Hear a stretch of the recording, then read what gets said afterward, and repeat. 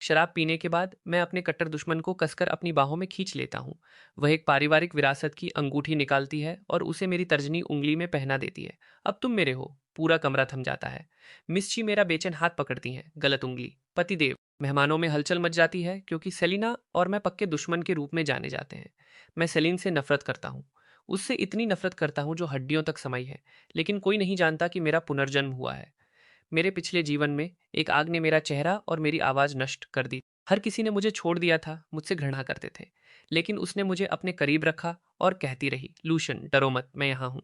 केवल तभी मुझे एहसास हुआ कि जिस व्यक्ति से मैं सबसे अधिक नफरत करता था, वही इस दुनिया में मुझे सबसे ज्यादा प्यार करती। मेरे अंतिम क्षण में उसने मुझे कसकर पकड़ा। उसके ठंडे होंठ मेरे कान से सटे हुए थे। वह धीरे से भीख मांग रही थी। लूसियन, मुझसे प्यार करो। क्या तुम नहीं करोगे? मैं दर्द से चिल्लाया, यह कहते हुए मैंने उससे प्यार किया। लेकिन वह अब मुझे सुन नहीं सकती थी। जिस दिन मेरा पुनर्जन्म हुआ वह एक पुरस्कार समारोह का रेड कारपेट था। विस्मयकारी सुंदरता वाली एक महिला शालीनता से एक कार के सहारे टिकी हुई थी। पहली नजर में ऐसा लगा जैसे पूरी दुनिया में केवल वही। मैंने सावधानी को एक तरफ छोड़ दिया, कारपेट पार किया और उसके पास भागा। फिर से वही शब्द कहे जो उसने कभी नहीं सुने थे, मैं तुमसे प्यार करता हूँ, मैं तुमसे प्यार करता हूँ। भीड़ सदमे में हाँफने लगी, जिसमें लाइव स्ट्रीम देख रहे दर्शक भी शामिल थे, क्योंकि हर कोई मेरी बाहों में मौजूद महिला को पहचानता था। सेलिन शी, राजधानी में ची परिवार की वारिस। एक ऐसी महिला जो इतनी कुलीन और अछूती थी कि हर कोई जानता था कि उसके करीब जाना खतरनाक। फिर भी वे वैसे भी उसके लिए दीवाने हो जाते थे। उस पल में शोर शराबे वाला दृश्य बिल्कुल शांत हो गया।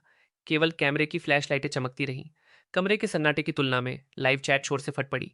यह लड़का क्या कर रहा है? मेरी मिस्टी को चूमने की उसकी हिम्मत कैसे हुई? क्या वह वायरल होने के लिए इतना बेताब है? पहले वह लाइव स्ट्रीम से पहले ईतन को मारता है। अब वह मिस्की पर जबरन चुंबन थोपता है। क्या वह बहुत सारे घटिया उपन्यास पढ़ रहा है? क्या उसे लगता है कि इससे वह प्रसिद्ध हो जाएगा? ची की वारिस पुरुषों के प्रति अपनी बेरुखी के लिए प्रसिद्ध है। वह हीतन की तरफ दोबारा देखती तक नहीं है। वह खुद को समझता क्या है? वह मौत को दांव दे रहा है। मैंने सुना है कि वे बचपन से एक दूसरे से नफरत करते हैं। यह मजेदार होने वाला है। मुझे परवाह नहीं है। लानत मेरी पत्नी को चूम रहा है। वह मर क्यों नहीं जाता? शांत हो जाओ, वह उससे निपट लेगी। दर्शकों को भूल जाओ। मेरे सबसे अच्छे दोस्त और मैनेजर ओवेन का तो जैसे मुंह खुला का खुला रह गया। वह सलीन के साथ मेरे रिश्ते को अधिकांश लोगों से बेहतर जानता है। लोग कहते हैं कि हम बचपन के दोस्त हैं, लेकिन उस तरह के नहीं जो आपस में घुल मिल जाएं। इसके बिल्कुल विपरीत हमारा रिश्ता विनाशकारी था। उस तरह का जहां अगर सलीन दिखाई देती तो मैं उसके जाने के बाद हवा को कीटाणु रहित करना चाहता था, क्योंकि मैं बचपन से मेबल से प्यार करता था और मेबल उस सलीन से नफरत करती थी जिसे हर कोई पसंद करता था। इसलिए द्वेष के कारण मैं भी बचपन से सलीन से नफरत करता था। उस क्षण ओवन ने भी वही सोचा जो दर्शकों ने सोचा। वायरल होने की कोशिश में लूशन का दिमाग खराब हो गया है। कुछ ही दूरी पर ईतन ने अपना चेहरा ढक लिया। उसकी पुतलियां सिकुड़ गईं। उसकी आंखों में एक उपहास भरी मुस्कान उभर आई। लूशन अब सलीन से पंगा लेने की हिम्मत भी कर रहा है। क्या वह इस बात से नहीं डरता कि वह पागल औरत उसे जान से मार देगी? सलीन के अंगरक्षकों ने एक दूसरे को देखा। वास्तव में जब मैं तेजी से अंदर आया था तो वे मुझे रोकना चाहते थे, लेकिन उनकी मिस्ची ने उन्हें एक नज़र से रोक दिया। क्या स्टर्लिंग के वारिस ने रणनीति बदल दी है? अपनी मिस्ची को नुकसान पहुंचाने का एक नया तरीका अपनाया है? या शायद वह अपने मुंह में जहर छुपाए हुए है, उसे चूमकर मार डालने की कोशिश कर रहा है? फिर भी खुद सलीन से ज्यादा हैरान कोई नहीं था। जब लूशन मेरी तरफ दौड़ता हुआ आया तो मुझे लगा कि उसका इरादा मेरा अपमान करने का था। मैं यह देखने के लिए लगभग उत्सुक थी कि यह बेदखल वारिस आगे क्या करे। इससे पहले कि सलीन उपहास के साथ बोल पाती, उसने देखा कि मैंने अपनी निगाहें झुका ली। मेरे होंठ ठीक उसके होठों पर जा टिके। उस पल में सलीन का दिमाग सुन्न हो गया। उसने कड़ेपन से सोचा, क्या लूशन मेरी गर्दन पर काटने की कोशिश कर रहा था और चूक गया? क्या मुझे उसे बताना चाहिए कि उसने गलत जगह काट लिया है? सलीन, मैं तुमसे प्यार करता हूँ। मेरी आवाज इतनी धीमी लग रही थी कि शायद हवा के साथ बिखर जाए। सलीन का दिल तुरंत बैठ गया। उसने मुझे दूर धकेलने की कोशिश करते हुए अपनी उंगलियां मेरे कंधे पर दबाईं। लाइव चैट उत्साह से फट पड़ी। देखो, वह उसे थप्पड़ मारने वाली है। सलीन ने मेरी तरफ ऊपर देखा। मेरा चेहरा एक जटिल खट्टी मीठी लालसा से भरा था। उसका दिल और जोर से बैठ गया, जैसे ही हर कोई उसके हाथ के प्रहार का इंतजार कर रहा था। उसने इसके बजाय धीरे से मेरे गाल को अपने हाथों में ले लिया। क्या हुआ लूशन? क्या बात है? क्या चल रहा है? क्या पुरुषों से नफरत करने वाली महिला को इस लड़के को थप्पड़ नहीं मारना चाहिए जो उसका फायदा उठा रहा है? भीड़ ने हैरान होकर एक दूसरे को देखा। कैमरे चमकते रहे। टिप्पणियां तेजी से आगे बढ़ती रहीं और दर्शकों की संख्या तब तक बढ़ती रही जब तक कि स्ट्रीम क्रैश नहीं हो गई। हमने फीड खो दी। इसे अभी ठीक करो। हम उसे थप्पड़ मारते हुए नहीं देख सकते। मैं आज रात नहीं सोऊंगा। उस क्षण में मेरी आंखों में पूरी दुनिया गायब हो गई। मेरी दुनिया में केवल वही। मेरी आवाज़ भारी थी। मुझे तुम्हारी याद आ रही थी। मेरी बाहें उसकी कमर की ओर कस गईं, मानो डर हो कि वह गायब हो जाएगी। सेलिन, मुझे तुम्हारी बहुत याद आई। सच में? सेलिन ने खुद से सोचा। वह नाम जो लूशन बार-बार पुकार रहा है, क्या ये कोई गलती हो सकती है? वह रुकी, फिर अचानक चारों ओर देखा। अगर आपको ये वीडियो पसंद आ रही है, तो आगे बढ़ने से पहले चैनल को सब्सक्राइब और वीडियो को लाइक ज़रूर कीजिएगा। दृश्य पर जासूसी कर रहे दर्शकों ने तुरंत अपनी नज़रें हटा लीं। कुछ आसमान को घूरने लगे, कुछ जमीन का अध्ययन करने लगे। सेलिन जानती थी कि यह बात करने की जगह नहीं है। उसने अपनी भौहें सिकोड़ी और मेरी बाह पकड़ ली। मुझे उसकी कमर से हाथ हटाने के लिए मजबूर करने की कोशिश की, लेकिन उसकी इस हरकत से मैं घबरा गया और मैंने उसे और भी कसकर पकड़ लिया। मत जाओ, कृपया मुझे छोड़कर मत जाओ। मैं अब से अच्छे से रहूंगा। मैं वादा करता हूँ। सेलिन के नाजुक चेहरे पर लाचारी छा गई। मैं तुम्हें छोड़कर नहीं जा रही हूँ। चलो कार में बैठो। मैंने उसकी बात पर विश्वास नहीं किया, जिद पर अड़े रहकर उससे लिपटा रहा। मुझे डर है कि अगर मैंने हाथ छोड़ दिया तो तुम गायब हो जाओगी। यह सब एक सपने जैसा महसूस हो रहा है, एक खूबसूरत सपना जिससे जागने की मेरी हिम्मत नहीं होती। तो ऐसा क्या है जो तुम्हें हाथ छोड़ने पर मजबूर करेगा? मुझे चूमो सेलिन, मुझे चूमो, ताकि मुझे पता चल सके कि तुम सच में हो। कृपया। मैंने कुछ पल पहले ही उसे चूमा था, लेकिन उसके मुझे दूर धकेलने से पहले यह अभी तक वास्तविक महसूस नहीं हुआ था। मैं सचमुच उसे दोबारा चूमना चाहता था, उसके होठों की गर्माहट को महसूस करना चाहता था, न कि उस ठंडक को जब उसने मेरे कान में मुझसे प्यार करने की भीख मांगी थी। सलीन ने अपने होठ आपस में भींचे। लूसियन का मुंह हमेशा केवल मुझे गुस्सा दिलाना ही जानता था, लेकिन आज किसी कारण से वह अचानक मुझे मनाना जान गया। क्या वह मुझे रिझाने की कोशिश कर रहा है? पूरी इंटरनेट के सामने रिकॉर्ड पर कुछ पल छोड़ना, कुछ ऐसा जिसका उपयोग वह बाद में उसके आकर्षण में पड़ने के लिए, मेरा मजाक उड़ाने के लिए कर सके। सेलिन के होंठ मुड़े। बहुत बुरा हुआ। बचपन से मुझे जिस एक चीज से कभी डर नहीं लगा, वह है रूपचाँद। इस विचार के साथ सेलिन धीरे से मुस्कुराई। उसकी पतली उंगलियां मेरे गाल पर दब गईं। फिर उसने अपनी ठुड्डी उठाई और मुझे गले लगा लिया। जैसे ही उसने ऐसा किया, लाइव स्ट्रीम वापस ऑनलाइन आ गई। रेड कारपेट के छोर पर टिके कैमरे ने एक शानदार महिला और एक सुंदर पुरुष को दिखाया। दृश्य किसी परी कथा में गले मिलते हुए राजकुमार और राजकुमारी की तरह सुंदर था। उत्सुक दर्शक, इससे पहले कि वे इसे स्पष्ट रूप से समझ पाते, चैट पर बाढ़ लाने लगे। वे चूम रहे हैं, वे चूम रहे हैं, भगवान। उसने उसे मारा, अपने मुंह से उसे जोर से मारा। यह कहानी ट्रेंडिंग टॉपिक्स पर छा गई। कुछ लोगों ने मान लिया कि मेरे पास सी हैस का कोई ब्लैकमेल था, जिससे मैं उसे धमकी दे रहा था। दूसरों ने सोचा कि मैंने उसे रिझाया था, और कुछ का मानना था कि मैंने सलीन को नियंत्रित करने के लिए किसी तरह के काले जादू का इस्तेमाल किया था। किसी भी मामले में किसी को विश्वास नहीं हुआ कि सलीन वास्तव में मुझे चूमना चाहती। जनता की नज़र में सलीन और मैं समानांतर रेखाएं थे, जिन्हें कभी नहीं मिलना चाहिए था और जो आकाश से संबंधित थीं। दूसरा, जमीन से किसी ने धमकी छोड़ दी। बस एक बार मिस्ची के होश में आने का इंतजार करो। लूसन को बुरी तरह भुगतना पड़ेगा। अगर ऐसा नहीं हुआ तो मैं खुद को कीड़ा खाते हुए लाइव स्ट्रीम करूंगा। जब इंटरनेट पर अराजकता फैली हुई थी, उस विशाल शोर शराबे वाली पिछली सीट पर मैं सेलिन के बगल में बैठा उम्मीद के साथ उसे देख रहा था। सेलिन वहां आलस्य से बैठी थी। उसकी पतली उंगलियां उसके फोन को पकड़े हुए थीं। गपशप करने वाले दोस्तों के एक के बाद एक फोन काट रही थी, जब तक कि आखिरकार उसने इसे बंद नहीं कर दिया। फिर वह मेरी तरफ देखने के लिए मुड़ी। उसका लहजा हल्का लेकिन ठंडा था। तो क्या तुम्हारी याददाश्त चली गई है, या तुमने बस मुझे कोई और समझ लिया है? नहीं, मैंने तुम्हें समझने में कोई गलती नहीं की।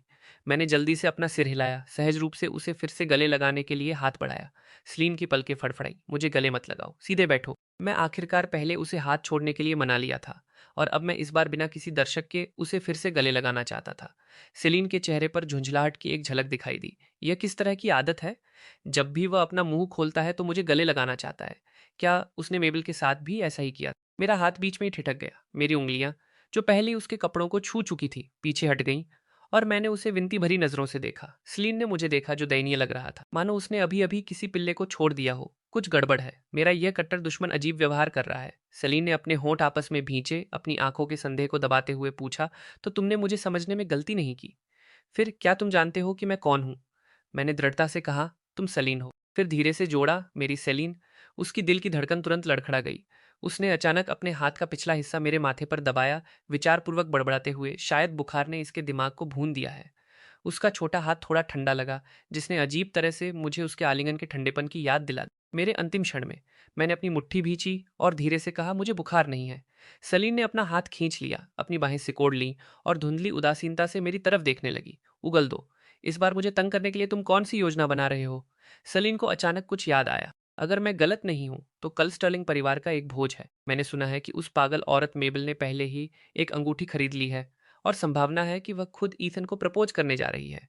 हार्ट और स्टर्लिंग परिवार अपना गठबंधन जारी रखना चाहते हैं। मुझे 1 महीने पहले स्टर्लिंग परिवार द्वारा बेदखल कर दिया गया था, क्योंकि ईथन का अपहरण कर लिया गया था। वह लगभग मारा गया था और सभी सबूत मेरी ओर इशारा कर रहे थे। मेरे माता-पिता ने मुझ पर से सारा विश्वास खो दिया और सार्वजनिक रूप से मुझसे संबंध तोड़ लिए। परिणाम स्वरूप मेबल के साथ मेरी सगाई भी टल गई। सेलेन की मुस्कान गायब हो गई, उसकी निगाहें और दूर हो गईं। लूशियन, तुम मेबल को उकसाने के लिए मेरा इस्तेमाल करने की कोशिश तो नहीं कर रहे हो, है ना? कार से उतरने से पहले मैंने लूशियन को ईथन को मारते हुए देखा था। उस क्षण मुझे चिंता की एक झलक महसूस हुई। लूशियन का स्वभाव हमेशा से खराब था, लेकिन उसने पहले कभी सार्वजनिक रूप से इस तरह अपना आपा नहीं खोया था। उस समय मैंने सोचा था कि लूशियन ने ऐसा मेबल के कारण किया था, इसलिए मैं उसका समर्थन करने के लिए कार से बाहर भागी। लेकिन इसके बजाय मैंने उसे मेरे लिए परेशानी खड़ी करने का मौका दे दिया था। उन 2 हल्के चुम्बनों को याद करते हुए सेलिन की आंखें और ठंडी हो गईं। लूचियन, मेबल की खातिर तुम सच में इस हद तक जाने को तैयार हो? वह आग बबूला थी, इस बात पर विचार कर रही थी कि क्या इस बेवकूफ को कार से बाहर फेंक दिया जाए। मैंने उससे हैरान होकर पूछा, मेबल कौन है? मैं उसे नहीं जानता। सेलिन 2 सेकंड के लिए शांत हो गई, फिर हाथ बढ़ाकर गाड़ी चला रही जेन के कंधे को थपथपाया। हमें 10वें सिटी हॉस्पिटल मनोरोग विभाग ले चलो। जेन एक पल के लिए रुकी, समझ गई मिस्ची। फिर बिना किसी हिचकिचाहट के उसने पहिया घुमा दिया और सीधे 10वें सिटी हॉस्पिटल की ओर चल पड़ी। मैंने अपनी भौहें सिकोड़ी। यह बुरा है। सेलिन शायद सचमुच सोच रही है कि मैं पागल हो गया हूं। अब तक मैं अपने पुनर्जन्म के दिनों से पूरी तरह उबर चुका था, निश्चित और आश्वस्त कि मैं सचमुच वापस आ गया हूं। फिर भी अगर भूलने की बीमारी का नाटक करने से वह मुझ पर भरोसा करेगी, तो वह भी काम कर गया। अब मुझे उन अन्य लोगों में से किसी की परवाह नहीं थी। मुझे इस दुनिया में केवल अपनी सेलीन की परवाह थी। मुझे केवल उसे याद रखने की आवश्यकता थी। केवल उससे प्यार करने की आवश्यकता थी और उतना ही काफ़ी होता। सेलीन ने धीरे से मेरे कान में कहा, मैं तुम्हें एक आखिरी मौका दूंगा। मुझे ईमानदारी से बताओ कि तुम वास्तव में क्या करने की कोशिश कर रहे हो, या एक बार जब हम अस्पताल पहुंच जाएंगे तो तुम इतनी आसानी से बाहर नहीं आ पाओगे। कार के अंदर की रोशनी मंदी थी। मैं उसकी ठंडी सुरुचिपूर्ण विशेषताओं को देखने के लिए मुड़ा। अपने पिछले जीवन में आग लगने से पहले मैं भी एक बार मानता था कि उसकी निगाहें ठंडी थीं, जैसे जमी हुई झील पर प्राचीन न पिघलने वाली बर्फ। बाद में मुझे पता चला कि उस जमी हुई सतह के नीचे उबाल था। लावा जैसा प्यार इतनी तीव्रता से जलता था कि वह बर्फ को भी उबाल सकता था। मैंने शांति से, धीरे से कहा, मैं कुछ भी करने की कोशिश नहीं कर रहा हूँ। मैं बस तुमसे प्यार करना चाहता हूँ। आह! सेलीन की शांत आंखें तुरंत टूट गईं। मुझसे प्यार करना चाहते हो? तुम मुझसे प्यार करने की योजना कैसे बनाते हो? उसके लाल होंठ आपस में भींच गए और उसने उपहास किया। लूशन, क्या तुम्हें लगता है कि मैं मूर्ख हूँ? क्या मैं तुम्हें याद दिलाऊं कि आज सुबह जब हम क्लब की लॉबी में एक दूसरे से मिले थे, तो तुमने क्या कहा था? मैं पूरी तरह खो गया था। रुकिए, अब एक फ्लैशबैक है। ऐसा लगता है जैसे सदियों पहले की बात हो। मुझे सोचने दीजिए। मैंने याद करने की बहुत कोशिश की और कुछ देर बाद यह सुबह क्लब की बात याद आ गई। हम सचमुच एक दूसरे के रास्ते से गुजरे थे। वह लिफ्ट से बाहर निकली जैसे ही मैंने कदम रखा, और हम एक दूसरे के बगल से गुजरे। मैंने अपने बगल में मौजूद ओवन से कहा था कि मुझे उसके बाद कुछ एयर फ्रेशनर छिड़कने की ज़रूरत है। इसे याद करते हुए मेरी आंखें एहसास के साथ टिमटिमाई। सलीम धीरे से मुस्कुराई। उस दोषी चेहरे को देखो। ऐसा लगता है कि तुम्हें यह याद आ रहा है। अगले ही पल मेरी आंखें मासूम हो गईं, मानो मुझे सचमुच कुछ याद न हो। नहीं, मुझे सचमुच याद नहीं है। मैंने उस समय तुमसे क्या कहा था? क्या मैंने तुमसे कहा था कि तुम सुंदर लग रही हो? कि मैं तुम्हें सचमुच पसंद करता हूँ? कि मैं तुमसे सचमुच प्यार करता हूँ? सेलीन को अचानक मुझे सबक सिखाने की इच्छा महसूस हुई। हाथ बढ़ाकर उसने मेरे कान को जोर से मरोड़ दिया। लूशन, यहाँ बैठकर मेरे साथ नासमझ बनने का नाटक मत करो। वह तरकीब मुझ पर काम नहीं करेगी। मैंने अपना कान मला, खिलवाड़ करते हुए पूछा, फिर तुम पर कौन सी तरकीब काम करेगी सेलीन? सेलीन ने उपहास किया। मुझ पर उनमें से कोई भी काम नहीं करती।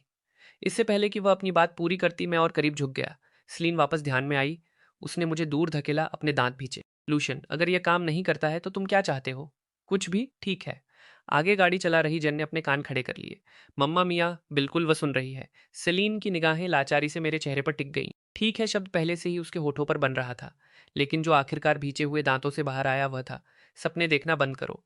मेरी आंखों की चमक तुरंत गायब हो गई और मैंने अपनी नाराजगी दिखाने के लिए अपना सिर झुका लिया। मैं लूशन को मेरे साथ इस तरह खेलने नहीं दे सकती। क्या उसे लगता है कि यह वास्तव में काम करेगा? वह शांति से दूर खिसक गई, हमारे बीच दूरी बना ली। उसकी आवाज में एक ईर्ष्या थी जिसे उसने खुद भी महसूस नहीं किया था। तुम्हें यह सब किसने सिखाया? मेबल ने? लूशन, मैंने इसे न सुनने का नाटक किया। मैंने तुम्हें पहले ही बता दिया है कि मैं किसी मेबल को नहीं जानता। तुम उसका नाम बार बार क्यों ला रही हो? आखिर वह है कौन? इसके अलावा मैं जो कुछ भी जानता हूँ वह तुमने मुझे सिखाया है, और मेबल तो मुझे पसंद भी नहीं करती। मेरे प्रति सलीन का धैर्य कम हो रहा था। उसने नाराजगी से कहा, लूचियन, तुम कब तक इस नाटक को जारी रखने की योजना बना रहे हो? मेरी हिम्मत टूट गई। मैं सच कह रहा हूँ। मैं केवल तुमसे प्यार करता हूँ। मैं केवल तुमसे प्यार करना चाहता हूँ। तुम मुझ पर विश्वास क्यों नहीं कर रही हो? इस बार सेलीन को मनाना इतना कठिन क्यों हो रहा था? मैंने सोचा था कि अगर मैं बस उसके सामने कबूल कर लूंगा तो वह मुझे तुरंत स्वीकार कर लेगी। क्या ऐसा हो सकता है कि वह समय के इस मोड़ पर अभी तक मेरे प्यार में नहीं पड़ी थी? सेलीन की चंचल आंखों ने कुछ सेकंड के लिए मेरा अध्ययन किया। तुम नहीं जानते मेबल को। मैंने सिर हिलाया। मैं सेलीन के होंठ मुड़े। उसका लहजा कड़वाहट भरा था। केवल मुझसे प्यार करते हो, केवल मुझसे प्यार करना चाहते हो। मैंने फिर से दृढ़ता से सिर हिलाया। सेलीन ने कुछ सोचते हुए मुस्कुराया। ठीक है, मुझे लगता है कि मैं तुम पर विश्वास कर सकती हूँ, लेकिन तुम्हें इसे साबित करना होगा। इसे कैसे साबित करूं? मैंने पलकें झपकाई। मेरी चंचल आंखें एक बार मटकी। मैं मुस्कुराया। क्या सेलिन को लगता है कि करीब होना काफी नहीं है? मेरे साथ कुछ अच्छा अकेले समय बिताना चाहती हो? आगे जेन ने पहिए पर अपनी पकड़ मजबूत कर ली। मुड़ने की हिम्मत नहीं की। यह स्टर्लिंग का वारिस वाकई कुछ अलग है। क्या मेरी मासूम युवा मालकिन इसे संभाल भी सकती है? यकीनन। सेलिन का चेहरा मेरे अपने कान के लोब से भी ज्यादा लाल हो गया, लेकिन सौभाग्य से वह सतह पर अपना आपा बनाए रखने में कामयाब रही। उसने मेरा नाम भींचे हुए दांतों से लिया, लूशन। मैंने उसे मासूम आंखों से देखा और सेलिन ने मुझे कार से बाहर फेंकने की इच्छा को दबा दिया। इसके बजाय मेरे माथे पर एक उंगली चुभाई। अपने उस दिमाग में आने वाले हर एक अनुचित विचार को अभी के अभी दूर कर दो। तभी मैंने अनिच्छा से अपना मुंह खोला। सेलिन ने शांत होने के लिए एक गहरी सांस ली, फिर निर्देश दिया, जेन, वापस वर्ल्ड व्यू होटल चलो। वर्ल्ड व्यू होटल ची परिवार का था और यह आज के पुरस्कार समारोह की मेजबानी करने वाला स्थल भी था। समारोह के बाद होटल एक आफ्टर पार्टी की मेजबानी करने वाला था। आज रात पुरस्कार समारोह में शामिल होने के लिए सिलीन के सहमत होने का कारण यह था कि ची परिवार मेजबान। लेकिन निश्चित रूप से असली कारण यह था कि वह जानती थी कि मैं वहां हूंगा। मैं केवल इसलिए गया था क्योंकि मुझे चिंता थी कि लूशन को परेशान किया जा सकता है। और जैसा कि उम्मीद थी, कोई भी अच्छा काम बिना सजा के नहीं जाता। वह कमीना मेरी दयालुता के लायक नहीं है। सेलीन ने अपने दांत भींचते हुए मुझे घूरा, जबकि जेन ने सम्मानपूर्वक कार घुमाई। मैंने भ्रमित होकर पूछा, किस लिए वापस जा रहे हैं? एसेलीन अपनी सीट पर पीछे झुक गई, उसी आलसी मुद्रा में लौट आई जो पहली बार बैठने पर उसकी थी। उसका लहजा उपहास से भरा था। तुम्हें यह साबित करने का मौका देने के लिए कि तुम्हारा यह तथाकथित प्यार वास्तव में कितना सच्चा है। मैंने अपनी भौहें थोड़ी सिकोड़ी। मुझे अभी भी याद था, अपने पिछले जीवन में वॉलव्यू होटल में एक आफ्टर पार्टी में भी मुझे नशीला पदार्थ दिया गया था और पूरी तरह से अराजकता के माहौल के बीच मैं सेलिन के बगल में जागा था। मैं पूरी तरह से तबाह हो गया था और मेरी पहली प्रतिक्रिया सेलिन को दूर भगाने की। वह उस समय उल्लेखनीय रूप से शांत रही थी और कह रही थी कि वह इसके बावजूद मुझसे शादी करेगी। मैंने उससे रुखाई से जाने के लिए कह दिया। अगर मुझे सही से याद था तो वह नशीला पे मुझे खुद मेबल ने सौंपा था। मंदी रोशनी में मैंने सेलेन की तरफ देखा। उसकी आंखें बंद थीं, झपकी लेने का नाटक कर रही था। उसका नाजुक चेहरा बेहद खूबसूरत था। मैं मेबल से इतना प्रभावित हुआ करता था कि मुझे हमेशा लगता था कि सेलिन दिखावटी है, जिसके करीब जाना बहुत कठिन है। केवल बाद में मैं समझा, ऐसा नहीं था कि मैं उसके करीब नहीं जाना चाहता था, मैं बस डरता था। उस शाम के पहले के समय में वापस जाते हुए पुरस्कार समारोह अभी भी चल रहा था। जिन्हें समारोह देखने की परवाह नहीं थी, वे आफ्टर पार्टी के लिए पहले ही बैंक्वेट हॉल में इकट्ठा हो चुके। उनमें से कई अमीर वारिस और वारिसान वहां सिर्फ तमाशे का आनंद लेने के लिए थे। लेकिन माहौल खराब था, क्योंकि हर कोई जानबूझकर या अनजाने में मेबल की तरफ देख रहा था। आखिरकार जो दीवाना बचपन से उसके पीछे भागता था, वह इसके बजाय उसके कट्टर दुश्मन के साथ भाग गया। और सिर्फ कोई प्रतिद्वंद्वी नहीं, बल्कि सेलिन, जो लगभग हर मामले में मेबल से आगे थी। इसलिए कमरे के अमीर बच्चे मेबल के गुस्से को भड़काने के डर से कोई हरकत करने की हिम्मत नहीं कर रहे थे। मेबल वास्तव में उबल रही थी। वह एक आर्मचेयर पर झुककर बैठ गई, चिढ़कर अपना फोन स्क्रॉल कर रही थी। मेरा सेलीन को चूमने का वीडियो ट्रेंड कर रहा था। उसने इसे बार बार रिप्ले किया। हर बार जान से मारने की इच्छा और मजबूत होती गई। उसने अपना फोन एक तरफ फेंक दिया और अपने बगल वाले व्यक्ति से रुखाई से कहा, किसी को बुलाकर इसे ट्रेंडिंग पेज से हटवाओ। हंसी। उसके बगल में बैठी उसकी सबसे अच्छी दोस्त सू थी, जो ट्रेंडिंग टॉपिक भी देख रही थी।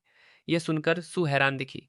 इसे हटाना है? क्यों? मुझे मत बताना कि तुम अब और नहीं चाहती कि लोग लूशन का नाम कीचड़ में घसीटे। मेबल ने उसे घूर कर देखा। उसे कीचड़ में घसीटते हुए देखने से मुझे क्या फायदा होगा? सू ने अपनी जीभ थपथ पाई। शायद तुम्हारे लिए कोई अच्छा नहीं, लेकिन ईथन के लिए बहुत। लूशन की प्रतिष्ठा जितनी खराब होगी, तुलना में ईथन उतना ही बेहतर दिखेगा। चूंकि तुम ईथन को पसंद करती हो, तो तुम्हें लूशन की परवाह ही क्यों है? मेबल यह सुनकर और भी चिढ़ गई। क्या तुम ठीक हो? सू ने चौंक कर पलकें झपकाई। मैंने कब कहा कि मैं ईथन को पसंद करती हूँ? सू पूरी तरह से भ्रमित। रुको, तुम्हारा क्या मतलब है मेबल? मुझे मत बताना कि तुम यह कह रही हो कि तुम वास्तव में लूशियन को पसंद करती हो। मेबल ने कुछ नहीं कहा, लेकिन उसकी खामोशी ही सबसे बड़ा जवाब थी। हाँ। सू ने जल्दी से अपनी आवाज धीमी कर ली। मेबल, तुम इतने सालों से ईथन के इतने करीब रही हो, और तुम कभी एक बार भी लूशियन के प्रति अच्छी नहीं रही हो। हमारे किसी भी दोस्त से पूछ लो, हर किसी ने मान स्क्वैन लिया था कि तुम ईथन को पसंद करती हो। हम सब मूल रूप से उसे तुम्हारे बॉयफ्रेंड की तरह मानते थे, और अब तुम मुझे बता रही हो कि तुम वास्तव में लूशियन को पसंद करती हो। वह खुद को बड़बड़ाने से नहीं रोक सकी। क्या तुम्हारा दिमाग खराब हो गया है? मेबल ने उसे एक नज़र से देखा। तुम क्या समझती हो? उसने अपनी भौहें सिकोड़ी। यह सब इसलिए है क्योंकि लूशन का स्वभाव बहुत खराब है। मैंने यह सब सिर्फ उसे समझाने के लिए किया था। यह मत सोचो कि सिर्फ इसलिए कि वह स्टर्लिंग का वारिस है, वह मेरे सामने नखरे दिखा सकता है। एमोबल ने वाइन की एक छोटी चुस्की ली। उसे अपनी औकात पता होनी चाहिए। मुझे खुश करना सीखा। अब और भी ज्यादा जब स्टर्लिंग परिवार ने उसे बाहर निकाल दिया है तो उसके पास मेरे पास वापस आने के अलावा और कोई जगह नहीं बचेगी। और जब ऐसा होगा तो क्या वह तब नखरे दिखाने की हिम्मत करेगा? तो वास्तव में मैं सिर्फ उसे एक सबक सिखा रही हूँ। सू का मुख खुला का खुला रह गया। तो इतने साल तक तुम ईथन के प्रति गर्मजोशी से भरी और लूशन के प्रति ठंडी रही। यह सब सिर्फ उसे आज्ञाकारी बनाने के लिए, एक सबक सिखाने के लिए था। यह किस तरह की विश्वस्तरीय जोड़ तोड़ करने वाली है। वह इतनी स्तब्ध थी कि उसने लगभग अपनी आंखें घुमा ली। फिर क्या तुम कलीथन को प्रपोजल के लिए मजबूर नहीं कर रही हो? मेबल ने बिना किसी जल्दबाजी के कहा। मेरा पति केवल लूशन ही होगा। सू अवाक रह गई। एक लंबे ठहराव के बाद उसने मेबल को याद दिलाया। खैर, बात यह है कि वह अभी तुम्हारे पास वापस आता हुआ नहीं दिख रहा है। वह इसके बजाय सेलिन के पीछे चला गया। एमाबेल ने अपने ग्लास से खेला। उम्मीद करते हैं कि यह उल्टा न पड़े और फायदे से ज्यादा नुकसान न हो जाए, जिससे किसी और के पति को प्रशिक्षित करने की नौबत आ जाए, जो सिर्फ यह साबित करता है कि वह अभी भी ठीक से प्रशिक्षित नहीं है। वह अभी भी पर्याप्त आज्ञाकारी नहीं है। उसने शायद सुना है कि मैं कल ईतन को प्रपोज कर रही हूँ, इसलिए उसने ईतन को मारा और फिर एसेलीन के पीछे चला गया, यह सोचकर कि इससे मेरा मन बदल जाएगा। वह धीरे से उपहास करती है। लूशन को वास्तव में इस बारे में सोचना चाहिए। क्या वह सचमुच सोचता है कि सेलीन, यह जानते हुए कि वह इस पूरे समय मेरे पीछे रहा है, उसे गंभीरता से लेगी? शर्मिंदगी की बात है। मेबल ने वाइन की एक और चुस्की ली, लापरवाही से कहा, चिंता मत करो, उसे वापस आने में ज्यादा समय नहीं लगेगा। घुटने टेक कर और मेरी माफी मांगते हुए उसके बोलना खत्म करने के बमुश्किल कुछ सेकंड बाद बैंक्वेट हॉल के बाहरी दरवाजे धीरे धीरे खुले और अंदर की भीड़ देखने के लिए मुड़ी। उनके भाव एक पल के लिए जम गए जब एक प्रभावशाली उपस्थिति वाली महिला बिना किसी जल्दबाजी के अंदर आई। फिर हर किसी ने मुझे ठीक उसके पीछे आते हुए देखा। एमाबेल अचानक बिल्कुल सीधी बैठ गई, मुझे टकटकी लगाकर देखने लगी। सेलेन ने मेबल को देखकर मुस्कुराया, फिर अपनी नजरें मुझसे मिलाने के लिए घुमाई। हम दोनों एक खाली सोफे पर बैठ गए। चाहे दुर्घटना से हो या योजना से, यह सीधे मेबल और उसके समूह के ठीक सामने आ गया। उनके बीच एक दर्जन या उससे अधिक मीटर की दूरी थी। हॉल एक पल के लिए शांत हो गया। मेबल ने मुंह बनाया और प्यार से पुकारा, लूशन यहाँ आओ। सेलीन ने शालीनता से मुस्कुराते हुए सोफे पर आलस्य से पीछे झुककर कोमल आवाज में कहा, क्या वहां जाना चाहते हो? बोलते हुए वह लापरवाही से मेरे हाथ से खेलने लगी। मैंने भ्रमित होकर अपना सिर हिलाया। मैं उसे नहीं जानता, मैं नहीं जा रहा हूं। हर किसी ने यह सुना, जिसमें मेबल भी शामिल थी। मेबल के गाल फूल गए। लूशन, मैं तुम्हें एक और मौका दूंगा, यहाँ आओ। सेलीन की आंखें शरारत से चमक उठी और उसने मुंह बनाते हुए मेरे कान के करीब झुककर कहा, लूशन, क्या तुम्हें यह साबित करने की कोशिश नहीं कर रहे थे कि तुम मुझसे प्यार करते हो? मेरे कान पर उसकी गर्म सांसों ने मेरे दिल को बिजली की तरह धड़का दिया। उसने एक हल्की हूं की आवाज निकाली, तो क्या तुम में एमाबेल के सामने मुझे चूमने की हिम्मत है? जैसे ही उसने अपनी बात पूरी की, उसने देखा कि मेरी आंखें चमक उठी हैं। सेलेन को अचानक किसी अपशकुन का एहसास हुआ। वास्तव में अगले ही पल मैंने एक पल के लिए भी संकोच नहीं किया और उसे चूम लिया। कमरे में तुरंत आहें गूंज उठीं और बैंक्वेट हॉल और भी शांत हो गया। उसकी हिम्मत कैसे हुई? आज यह कितनी बार हो चुका है? भले ही वह वास्तव में मेबल को उकसाने की कोशिश कर रही हो, क्या उसे इस बात की चिंता नहीं है कि वह अति कर रही है और मेबल को पूरी तरह से किनारे पर धकेल रही है? उसके कान के पास एक महिला की उपहास भरी हंसी गूंजी, जिसने सेलिन का ध्यान वापस खींचा। मिस हार्ट, आप वास्तव में क्या करने की कोशिश कर रही हैं? सेलिन की आंखें अगल बगल घूमी और उसने देखा कि मेबल अपनी सीट से उठ चुकी थी, स्पष्ट रूप से हमारी ओर बढ़ने के इरादे से। लेकिन एक दूसरी महिला ने उसका रास्ता रोक दिया था। मेबल का रास्ता रोकने वाली सेलिन की सहेली वेंडी थी। जब सेलिना ने पहली बार प्रवेश किया था तो वेंडी और उसकी सहेलियां दौड़कर उसके पास जाना चाहती थी, लेकिन मुझे ठीक पीछे आते हुए देखकर उन्होंने पीछे रुककर देखने का फैसला किया। मैंने पूरा ट्रेंडिंग वीडियो देखा। मुझे बस इस बात का अफसोस है कि मैं खुद इसका गवाह बनने के लिए वहां मौजूद नहीं, और अब मुझे यही लाइव वर्जन मिल रहा है। वेंडी भी उतनी ही हैरान थी, लेकिन उस मेबल पर पैनी नजर रखी। वास्तव में डब्ल्यू ने एमेबल के सामने कदम बढ़ाने से पहले 2 बार सोचा भी नहीं, मानो कह रही हो। ऐसा कोई तरीका नहीं है कि मैं उस पागल औरत मेबल को सेलिन का बड़ा पल खराब करने दूं, बिल्कुल नहीं। मेबल के होंठ एक उपहास भरे ताने में मुड़े। हटो। वेंडी ने रुखाई से उपहास किया। तुमने कहा हटो और मैं बस हट जाऊं? क्या मेरा कोई स्वाभिमान नहीं है? मेबल ने गुस्से में कहा। मैं इसे फिर से कहूंगी, हटो। वेंडी ने कंधे उचकाए, एक दुष्टता भरी मुस्कान से बिखेरी। नहीं हट रही। तुम इस बारे में क्या करने वाली हो? मेबल की भौहें गहरी सिकुड़ गईं और उसने अपना हाथ उठाया, वेंडी के चेहरे की तरफ इशारा करते हुए। तुम डब्ल्यू पीछे हट गई। मुझ पर उंगलियां उठाना बंद करो। जब लोग ऐसा करते हैं तो मुझे नफरत होती है। माहौल तुरंत तनावपूर्ण हो गया और किसी और ने जोर से सांस लेने की भी हिम्मत नहीं की। केवल तभी मैं आखिरकार समझा कि साबित करने से सेलीन का क्या मतलब। उसे विश्वास नहीं था कि मैं उससे प्यार करता हूँ। अभी भी यह सोचते हुए कि मैं उसका इस्तेमाल कर रहा हूँ। उसने मान लिया था कि मैं एमाबेल के सामने उसे चूमने की हिम्मत नहीं करूंगा। खैर, सरप्राइज, मुझे उसे गलत साबित करने में बहुत खुशी हुई। एसएलएन ने दृश्य को सामने आते देखा, फिर शांति से कहा, काफी है। हॉल तुरंत शांत हो गया। एक दर्जन या इतने लोग सेलिन की तरफ देखने के लिए मुड़े। वह धीरे से बोली, उसके शांत लहजे के नीचे गुस्सा छुपा था। मैं अपने क्षेत्र का अनादर बर्दाश्त नहीं करूंगी। बाकी सभी को ऐसा लगा जैसे उन पर ठंडा पानी पानी डाल दिया गया हो, क्योंकि आखिरकार यह ही परिवार का क्षेत्र। यहाँ तमाशा खड़ा करने से अंतहीन मुसीबतें आ सकती थीं। किसी ने मेबल की तरफ देखा, चुपचाप पूछते हुए कि आगे क्या करना है। मेबल की निगाहें मुझ पर टिकी रहीं। सू ने अचानक प्रेरित होकर मुझे पुकारा, लूशन, क्या तुम देख नहीं सकते कि कोई मेबल को परेशान कर रहा है? यहाँ आओ और अभी मदद करो। हर कोई एक सुर में फिर से मेरी तरफ देखने के लिए मुड़ा। सेलीन भी शामिल थी। बहुत हुआ। क्या वह सचमुच इतने सारे लोगों के सामने एक शो पेश करना चाहती है? मैंने अपना सिर नीचे रखा, सू की बात न सुनने का नाटक करते हुए। सेलिन ने अपने होंठ आपस में भींचे। क्या मैंने अभी बहुत कठोरता से बात की? मेबल के धैर्य का अंत हो चुका था। जिस क्षण से लूसन ने हॉल में प्रवेश किया था, उसने मेरी तरफ एक नजर भी नहीं डाली थी। वह पहले कभी ऐसा नहीं हुआ करता था। पहले जब भी मैं आसपास होती थी, उसकी निगाहें हमेशा मेरा पीछा करती थी। उसने अचानक घबराहट की एक झलक महसूस की, मानो कुछ उसके नियंत्रण से बाहर निकल रहा हो। मेबल ने अपने दांत भींचे और कहा, लूसिन, जब तुम्हारा खेल खत्म हो जाए तो यहाँ आओ। मैं आज जो कुछ भी हुआ उसे जाने दूंगी। उसके लहजे को सुनकर जैसे वह कोई बड़ा उपकार कर रही हो, मैंने आखिरकार अपना सिर उठाया और देखा। पूरी शाम में पहली बार मैंने उसकी तरफ देखा था। 2 सेकंड के बाद मैं उठा और मेबल की तरफ चल पड़ा। मेबल की आंखों की नाराजगी दूर हो गई, जिसकी जगह जीत की एक झलक ने ले ली। मुझे पता था, लूचिन बस मुझे उकसाने की कोशिश कर रहा था, मेरी चमड़ी के नीचे उतरने की कोशिश कर रहा था। दूसरों ने एक दूसरे को देखा। किसी ने भी बोलने की हिम्मत नहीं की। जब मैं गुजरा तो स्वाभाविक रूप से रास्ता साफ कर दिया। वेंडी एक पल के लिए झिझकी, लेकिन मेबल के लोगों ने उसे रोक दिया ताकि वह पीछे ना आ सके। रुको लूशन, क्या उसके लिए परेशान होने का कोई कारण है? उसने मेबल को घूर कर देखा, बेबसी से अपना सिर हिलाया और मुझे गुजरने देने के लिए एक तरफ हट गया। इस आदमी की पसंद सचमुच भयानक है। सलीन उस हाट परिवार के बच्चे की तुलना में कमतर कैसे बैठती है? सलीन के गाल थोड़े फूले, उसके होंठ कसकर भींचे गए, उसकी निगाहें दूर हो गईं, किसी को भी देखने से इनकार करते हुए। उसका पैर फर्श पर हल्के से थपथपा रहा था, मुझे वापस खींचने की इच्छा को दबाते हुए। मैं उससे एक थोड़ी कड़वी बात कहती हूँ। वर्ष व सदियों तक मुंह फुलाए रहता है, फिर भी कोई और उस पर झपटता है। वर्ष वह अभी भी उत्सुकता से उसके पीछे हो लेता है। हाँ, क्या बेवकूफ़ है। इतने सालों के बाद अब तक मुझे इसकी आदत हो जानी चाहिए थी, लेकिन किसी तरह लूशन का आज का प्रदर्शन इतना त्रुटिहीन था कि इसने मुझे स्तब्ध कर दिया। मूर्खतापूर्ण ढंग से खुशी की एक झलक को जड़ पकड़ने दिया, यह सोचते हुए कि शायद लूशन ने आखिरकार मुझे सचमुच देखने का फैसला किया। भूल जाओ इसे। मैं बस इसे आखिरी बार मानूंगी जब मैं उसकी मदद कर रही हूँ। सेलीन उदास होकर अपने पैरों पर खड़ी हुई, अब मेरी तरफ न देखते हुए जाने के लिए मुड़ गई। उसने केवल 2 कदम ही उठाए थे कि उसने अपने पीछे एक हंगामा सुना। है भगवान! लूशियन अभी भी उम्मीद कर रहा था कि एमाबेल अविश्वास में पीछे मुड़ेगी, जब इसके बजाय उसने देखा कि मेबल मेरी तरफ उंगली उठा रही है। मैं इसे 100 बार भी कह सकता हूँ, मैं तुम्हें पसंद नहीं करता, मुझे तुम्हें कोई दिलचस्पी नहीं है। मैं मुस्कुराते हुए मुड़ा और सेलीन की ओर देखा। क्या वह माबल थी? मैंने उसे साफ कह दिया कि मुझे उसमें कोई दिलचस्पी नहीं है। मैंने उससे कहा कि बिना वजह परेशानी खड़ी करना बंद करे। सेलिन, क्या मैंने अच्छा किया? सेलिन का दिल जोर से धड़क उठा। क्या लूशन सचमुच अपनी याददाश्त खो चुका है? जब मैंने देखा कि उसने कुछ नहीं कहा तो मेरी आंखों में अचानक एक विचार चमका। मैंने असहज होने का नाटक करते हुए उसकी ओर हाथ बढ़ाया। लगता है मेरी टांगों में ऐंठन हो रही है। स्लिन, कृपया आकर मेरी मदद करो। पूरा हॉल एकदम शांत हो गया। स्लिन कुछ सेकंड तक मुझे चुपचाप देखती रही।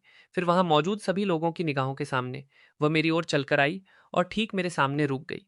बिना कुछ कहे उसने मेरा हाथ अपने कंधे पर रखा और मुझे सहारा देकर संभाल लिया। मैं चमकती आंखों से उसकी ओर देखता रहा और खुशी से मुस्कुराया। मेबल ने दांत भींच लिए और सिर उठाकर हम दोनों को गुस्से से घूरने लगी। स्लिन, तुम लूशन को कहाँ ले जा रही हो? वह मेरा है। करा मुझे एक बुरा एहसास हुआ, यह सोचते हुए कि अगर सेलिन अब लूशन को ले गई तो मैं वास्तव में उसे खो दूंगी। सेलिन ने केवल मेबल की तरफ अपना सिर झुकाया। उसकी आंखों की ठंडक गायब हो गई, उसके होंठ खुशी से मुड़ गए। अब से वह मेरा है। चूंकि लूशन ने खुद मेरी तरफ बढ़ने का फैसला किया है, चाहे वह सचमुच अपनी याददाश्त खो चुका हो या बस मेरा इस्तेमाल कर रहा हो, उसके पास इसे वापस लेने की कोई गुंजाइश नहीं बची है। सेलिन की मुस्कान फूल की तरह खिल उठी जब उसने मुझे सहारा दिया, जो अपनी मर्जी से उसकी तरफ बढ़ा था, और हम एक साथ चले गए। सेलिन फिर भी मुझे अस्पताल ले गई। कोई छिपा हुआ एजेंडा नहीं था, बस वास्तव में यह जानने के लिए उत्सुक थी कि क्या लूशन का दिमाग सचमुच खराब हो गया। एक बार जब हम कार में आ गए तो मैं उसकी तरफ झुकने से खुद को रोक नहीं पाया। सेलीन बर्फ की तरह ठंडी रही। बस इतना कहा, सीधे बैठो। मेरा मुंह सिकुड़ गया। सेलीन, तुम्हें गले लगाना पसंद नहीं है। तुम अभी बहुत ठंडी हो रही हो। दुष्ट औरत। सेलिन अपनी सीट पर पीछे झुक गई, पूछते हुए, क्या तुम उस समय मेबल के साथ भी इतने ही चिपके रहते थे, जैसे तुम्हारी कोई रीढ़ ही ना हो, हमेशा लोगों पर झुकते रहते हो? मैंने कसकर अपनी भौहें सिकोड़ी, धीरे से बड़बड़ाते हुए। तुम उसका नाम बार बार क्यों ला रही हो? सेलिन ने बस खिड़की से बाहर देखने के लिए रुक किया और अधिक कहने की इच्छा न रखते हुए, मानो मैं मेबल का नाम लाना चाहता था। तुमने उसके प्यार में कितने साल बिताए? क्या तुम सचमुच इतनी जल्दी भूल गए? अस्पताल पहुंचने के बाद सलीन ने मेरे लिए एक पूर्ण चिकित्सा जांच की व्यवस्था की, जिसमें एक मनोरोग मूल्यांकन भी शामिल था। मैं चुपचाप शांत रहा। अगर जांच से सलीन का मन शांत होता है तो ऐसा ही सही, उसे जांच करने दो। अन्य परीक्षण ठीक थे, लेकिन जब मनोरोग मूल्यांकन की बात आई तो मुझे कई सवालों के जवाब देने पड़े, और डॉक्टर ने जो कुछ भी पूछा मैंने बस यही कहा कि मैं नहीं जानता।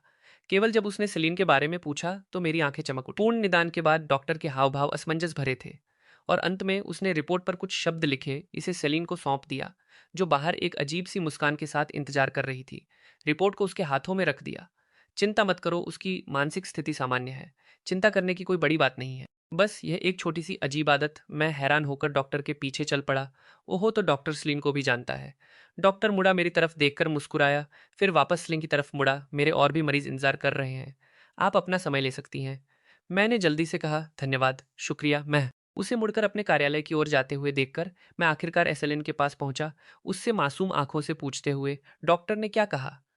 सेलेन ने रिपोर्ट पर एक नज़र डाली, उसके भाव जटिल थे, और इसे मुझे सौंप दिया, खुद देख लो। इसे लिया और सबसे नीचे निदान में लिखा था, शारीरिक और मानसिक जांच में कोई अंतर्निहित विकार नहीं दिखता है। प्रेम के मामलों से भावनात्मक स्थिति प्रभावित है, मानसिक क्षमता सामान्य है। मैं थोड़ा भ्रमित था। इसका क्या मतलब है? सेलेन ने सांस ली। इसका मतलब है कि तुम प्यार में अंधे एक मूर्ख हो। मैंने सिर हिलाया, खुद से स्पष्ट रूप से प्रसन्न दिखते हुए। उस डॉक्टर ने वास्तव में सही बात पकड़ी। सेलिन ने उलझन में होकर रिपोर्ट को ऊपर से नीचे तक एक बार फिर पढ़ा। उसके शरीर में सचमुच कुछ भी गड़बड़ नहीं है। अगर वह जानबूझकर मेरे करीब होने का नाटक कर रहा है तो लूशियन का असली लक्ष्य क्या है? यह स्पष्ट रूप से मेबल के बारे में नहीं है। तो ऐसी कौन सी बात हो सकती है जो लूशियन को सारी सावधानी छोड़कर मेरे जैसे व्यक्ति के पीछे भागने पर मजबूर कर दे, जिससे वह कथित तौर पर नफरत करता है?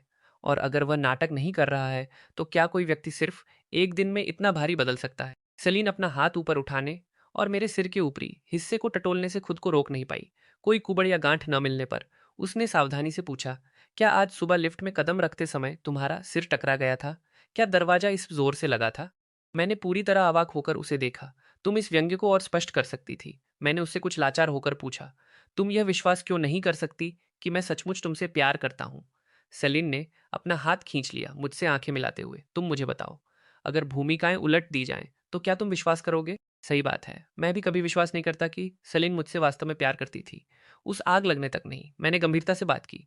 वास्तव में मैंने तुम्हें हमेशा पसंद किया है। यह ऐसा कुछ नहीं है जो आज ही अचानक पैदा हुआ हो, हमेशा। सेलिन की पलकें फड़फड़ाई, उसकी निगाहों में भ्रम की एक झलक। तुम्हारे हमेशा से क्या मतलब है? मैंने ईमानदारी से बात की। बात बस इतनी है कि पहले मुझ में तुम्हारे करीब आने की हिम्मत नहीं थी। तुम हमेशा इतनी अद्भुत थी, और तुम मेरे साथ ऐसी बेरुखी से पेश आती थी। मुझे हमेशा लगता था कि मैं तुम्हारे लायक नहीं हूं। मेरी आवाज में उदासी का एक स्वर आ गया। सेलिन की भौहें सिकुड़ गईं। झुंझलाहट और मनोरंजन का मिश्रण उसके चेहरे पर आ गया। लूसियन, तुम मेरे ऊपर पासा पलटने की हिम्मत मत करना। यह स्पष्ट रूप से तुम ही थे जो हमेशा मेरे प्रति ठंडे रहे। मैंने बहाने बनाना शुरू कर दिया। मैं वह इसलिए था क्योंकि मैं तुमसे प्यार करता था और तुम्हें पा नहीं सकता था, इसलिए प्यार नाराजगी में बदल गया।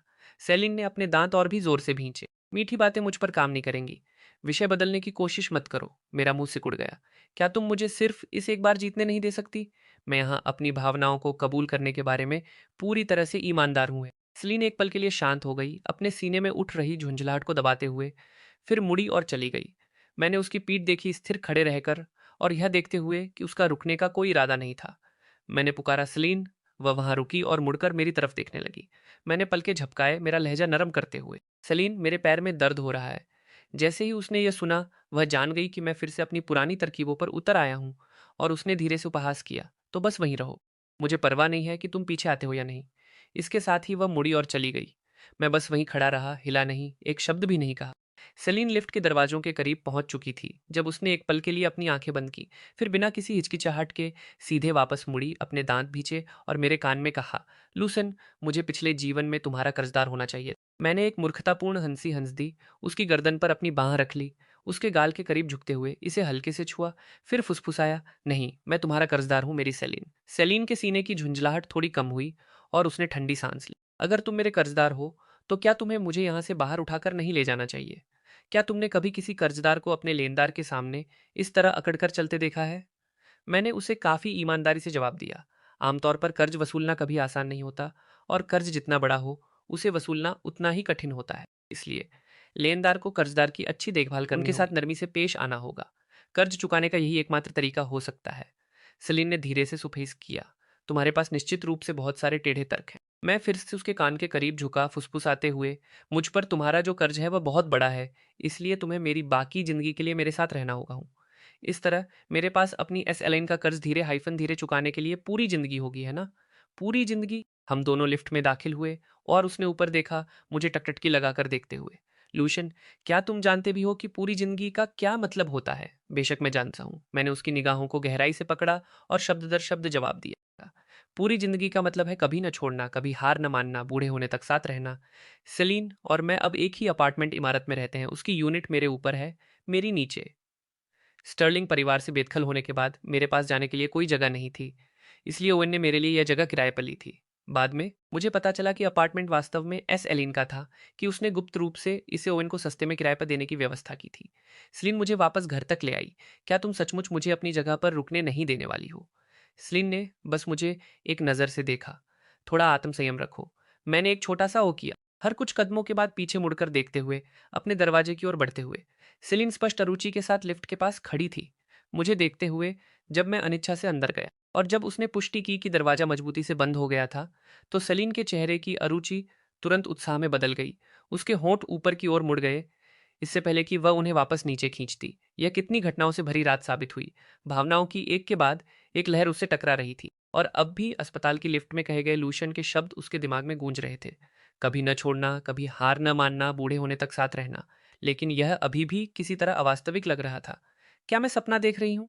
मुझे एहसास नहीं हुआ कि मेरे कार्यों और मेरे शब्दों ने उस भावना को अचानक बाहर ला दिया था, जिसे उसने वर्षों से दबाकर रखा था। भगवान जानता है कि लूशन को अपने साथ घर ले जाने की इच्छा को दबाने में मुझे अभी कितना संयम रखना पड़ा। सलीन ने मेरे बंद दरवाजे पर एक आखिरी बार नजर डाली, फिर मुड़ी और ऊपर चली गई।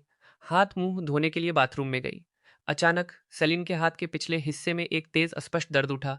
वह जोर से हाँफ उठी। उसके हाथ से कब छूट गया? उसने देखने के लिए अपना हाथ उठाया। त्वचा पर बिल्कुल भी कोई निशान नहीं था, फिर भी दर्द बना रहा। सलीन ने नल बंद कर दिया और बाथरूम से बाहर आ गई। वह सोफे पर बैठ गई, उसकी जांच करने के लिए अपना हाथ उठाया। दर्द धीरे धीरे कम हो रहा था। एसलीन सोफे पर पीछे झुक गई और अपनी आंखें बंद कर ली। ठीक उसी समय दरवाजे की घंटी बजी और उसने तुरंत अपनी आंखें खोली, वीडियो डोरबेल स्क्रीन पर उस शरारती बेशर्म चेहरे को देखते हुए। सलीन ने एक लाचार सांस ली। क्या लूशन मुझे बस एक पल की शांति नहीं दे सकता? फिर वह खुद पर उपहास करते हुए मुस्कुराई। रहने दो। क्या मैं गुप्त रूप से यह उम्मीद नहीं कर रही थी कि वह वैसे भी आएगा? एसेलीन ने पास जाकर दरवाजा खोला। उसका लहजा थका हुआ था। लूशन, क्या तुम्हें अंदाजा भी है कि क्या समय हो रहा है? उसने देखा कि मैंने अभी भी पहले वाली पोशाक पहन रखी थी, ये सोचते हुए कि वापस जाने के बाद से मैं इतने समय तक क्या कर रहा था। मैं दरवाजे पर खड़ा था, दयनीय रूप से उसकी तरफ हाथ बढ़ाते हुए। सेलिन फ्लफी ने मेरे हाथ पर खरोंच मार दी। मेरे हाथ पर खरोंच स्पष्ट रूप से दिखाई दे रही। सेलिन की निगाहें मेरे घाव पर टिक गईं। उसका दिल एक पल के लिए धड़क उठा। क्या यह ठीक वही जगह नहीं है जहां मुझे अभी हाय वह दर्द महसूस हुआ था? यह किस तरह का संयोग है? वह वापस होश में आई और पूछा, क्या तुमने इस पर दवा लगाई? मैंने अपना सिर हिलाया। मैं नहीं जानता कैसे। सेलीन ने अपनी भौहें सिकोड़ी। बिल्ली तुम्हारी है और तुम खरोंच का इलाज करना नहीं जानते। सही बात है। फ्लफी मेरी अपनी बिल्ली है। वह मेरे पास 4 साल से है। जब मैंने स्टर्लिंग परिवार छोड़ा तो वह एकमात्र चीज थी जिसे मैं अपने साथ लाया था। मैंने जवाब दिया, बिल्कुल तर्कसंगत लगते हुए। लेकिन मुझे पहले कभी किसी बिल्ली ने खरोंच नहीं मारी थी। तो क्या यह पूरी तरह से सामान्य नहीं होगा कि मैं नहीं जानता कि क्या करना है? सलीन मुझसे आगे बहस करने की परवाह नहीं कर सकती थी। उसने मेरी कलाई पकड़ी और मुझे कमरे के अंदर खींच लिया। मेरी आंखों में मनोरंजन की एक झलक कौंधी। एसलीन अचानक पीछे मुड़ी और मैंने अपनी पलकें झपकाए, तुरंत वापस अपने दयनीय भाव में आते हुए। क्या बात है? उसका अभिनय वास्तव में प्रभावशाली है। सलीन ने मन ही मन उपहास किया। मुझे रसोई में खींचते हुए नल खोला और बहते पानी के नीचे मेरा हाथ पकड़ लिया। साफ पानी को मेरे घाव पर बहने दिया। मैं थोड़ा झिझका, घाव की जलन बढ़ रही। सलीन ने मेरा हाथ पकड़ा और एक अचानक कंपन महसूस किया। एक अजीब सी बेचैनी उस पर हावी हो रही थी, क्योंकि ठीक उसी क्षण उसने अपने खुद के हाथ के पिछले हिस्से पर भी दर्द की एक हल्की सी चुभन महसूस की थी। उसने मेरे घाव को ध्यान से देखा, यह नोट करते हुए कि खरोंच गहरी नहीं थी। त्वचा पर बस एक हल्की खरोंच थी जिसमें खून का एक छोटा सा अंश था। उसने एक धीमी सांस ली, उस अजीब विचार को एक तरफ धकेलते हुए। सलीन बोली, मैं बाद में किसी को तुम्हें रेबीज का इंजेक्शन लगाने के लिए बुलाऊंगी। मैंने सिर हिलाया। हम दोनों उस समय बहुत करीब खड़े थे। मैंने अपना सिर थोड़ा झुकाया, उसका चेहरा देखा। उसकी भौहें कसकर सिकुड़ी हुई थी। मैंने उसके सिकुड़े हुए भाव को नीचे की ओर देखा। मेरे अंदर कुछ हल्का सा हिल गया। स्लीन मेरी नजरों के तहत संकोच महसूस करते हुए सहज रूप से अपने कपड़ों को थोड़ा और कस लिया। मैंने उसकी कंजूसी पर एक नजर डाली। स्लीन एक पल के लिए शांत हो गई, फिर उत्सुकता से पूछा, तुम्हारी बिल्ली तुम्हें खरोंच क्यों मारेगी? वह सालों से तुम्हारे पास है। वह अचानक बिना किसी बात के तुम्हें खरोंच क्यों मारेगी? और वह एक बधिया किया हुआ नर बिलाव है जिसे मैं व्यक्तिगत रूप से ठीक कराने ले गई थी। मैंने अस्पष्ट रूप से बुदबुदाया, मैं नहीं जानता। मुझे लगता है कि मेरे अपार्टमेंट में कुछ अजीब हो सकता है। सेलिन ने कुछ अवाक होकर मुझे देखा। लूशन की कहानियां और अधिक बेतुकी होती जा रही हैं। वह अब स्पष्ट रूप से कोई भी बहाना बना सकता है। मैंने फिर भी बात जारी रखी, उसकी ओर सच्ची आंखों से देखते हुए। उसने शायद कुछ देखा, इसलिए वह पागल हो गई। सेलिन, मेरी अभी वापस जाने की हिम्मत भी नहीं हो रही है। मैं गंभीर हूँ। वह हाल ही में वास्तव में बहुत क्रूर हो गई है। वह मुझे देखते ही पागल हो जाती है। मुझे वास्तव में थोड़ा दोषी महसूस हुआ, यह महसूस करते हुए कि फ्लफी को शायद किसी तरह मेरे बारे में कुछ अजीब लगा था। हालांकि सेलिन ने शांति से मेरी मनगढ़ंत कहानी सुनी। मैंने उसकी तरफ देखा, मेरी आंखें उम्मीद से भरी थीं। तो क्या मैं आज रात यहाँ रुक सकता हूँ? सेलिन पास झुकी, मेरा करीब से अध्ययन करते हुए। लूशन, मैंने पहले कभी ध्यान क्यों नहीं दिया कि तुम कितने बेशर्म हो? मैंने गंभीरता से कसम खाई, मैं जो कुछ भी कह रहा हूँ वह सच है। अगर तुम्हें मुझ पर विश्वास नहीं है तो तुम नीचे आकर खुद देख सकती हो। सेलिन ने कुछ सेकंड के लिए मुझे देखा, अचानक फिर से उस अजीब दर्द के बारे में सोचा। बस अपना सिर हिलाया। ठीक है। इसके साथ ही वह लिविंग रूम की ओर बढ़ गई। इसे पर्याप्त धो लिया गया है, पहले अपना हाथ सुखाओ। मैं तुम्हारे लिए इसे कीटाणु रहित कर दूंगी। उसने प्राथमिक चिकित्सा किट निकाली, मेरा हाथ स्थिर पकड़ा, एक रुई के फाहे पर आयोडीन लगाया, वह उसे घाव पर लगाया। जैसे ही इसने छुआ, मेरे हाथ पर एक तेज जलन हुई। रुई के फाहे पर सेलिन की पकड़ मजबूत हो गई। मेरे दर्द का एहसास उसके लिए और अधिक स्पष्ट होता जा रहा था। उसने मेरी तरफ ऊपर देखा। क्या दर्द हो रहा है? मैंने सिर हिलाया और कहा, बस थोड़ा सा। सेलिन बेशक जानती थी कि यह बस थोड़ा सा था। उसने एक गहरी सांस ली, रुई के फाहे को एक तरफ फेंकते हुए। चलो चले, चलो तुम्हारी जगह की जांच करते हैं। जब हम नीचे पहुंचे, वर्ष दरवाजा खुला। मैं तुरंत सेलिन के पीछे छिप गया। वह गुस्से में मुझे देखने के लिए पीछे मुड़ी। यह तुम्हारा अपार्टमेंट है, तुम किस चीज से छिप रहे हो? मेरे हाव भाव जटिल हो गए। वह सचमुच बहुत क्रूर है। पहले जब मैं घर पहुंचा था, फ्लफी सोफे पर दुबक कर सो रही थी। उसका पूरा शरीर एक रोएंदार गेंद जैसा था और मैं उसके बगल में बैठ गया था, उसे चुपचाप देख रहा था। कुछ देर विचारों में खोया हुआ, मेरी उंगलियां धीरे से उसके छोटे रोएंदार सिर के ऊपरी हिस्से को सहला रही थी।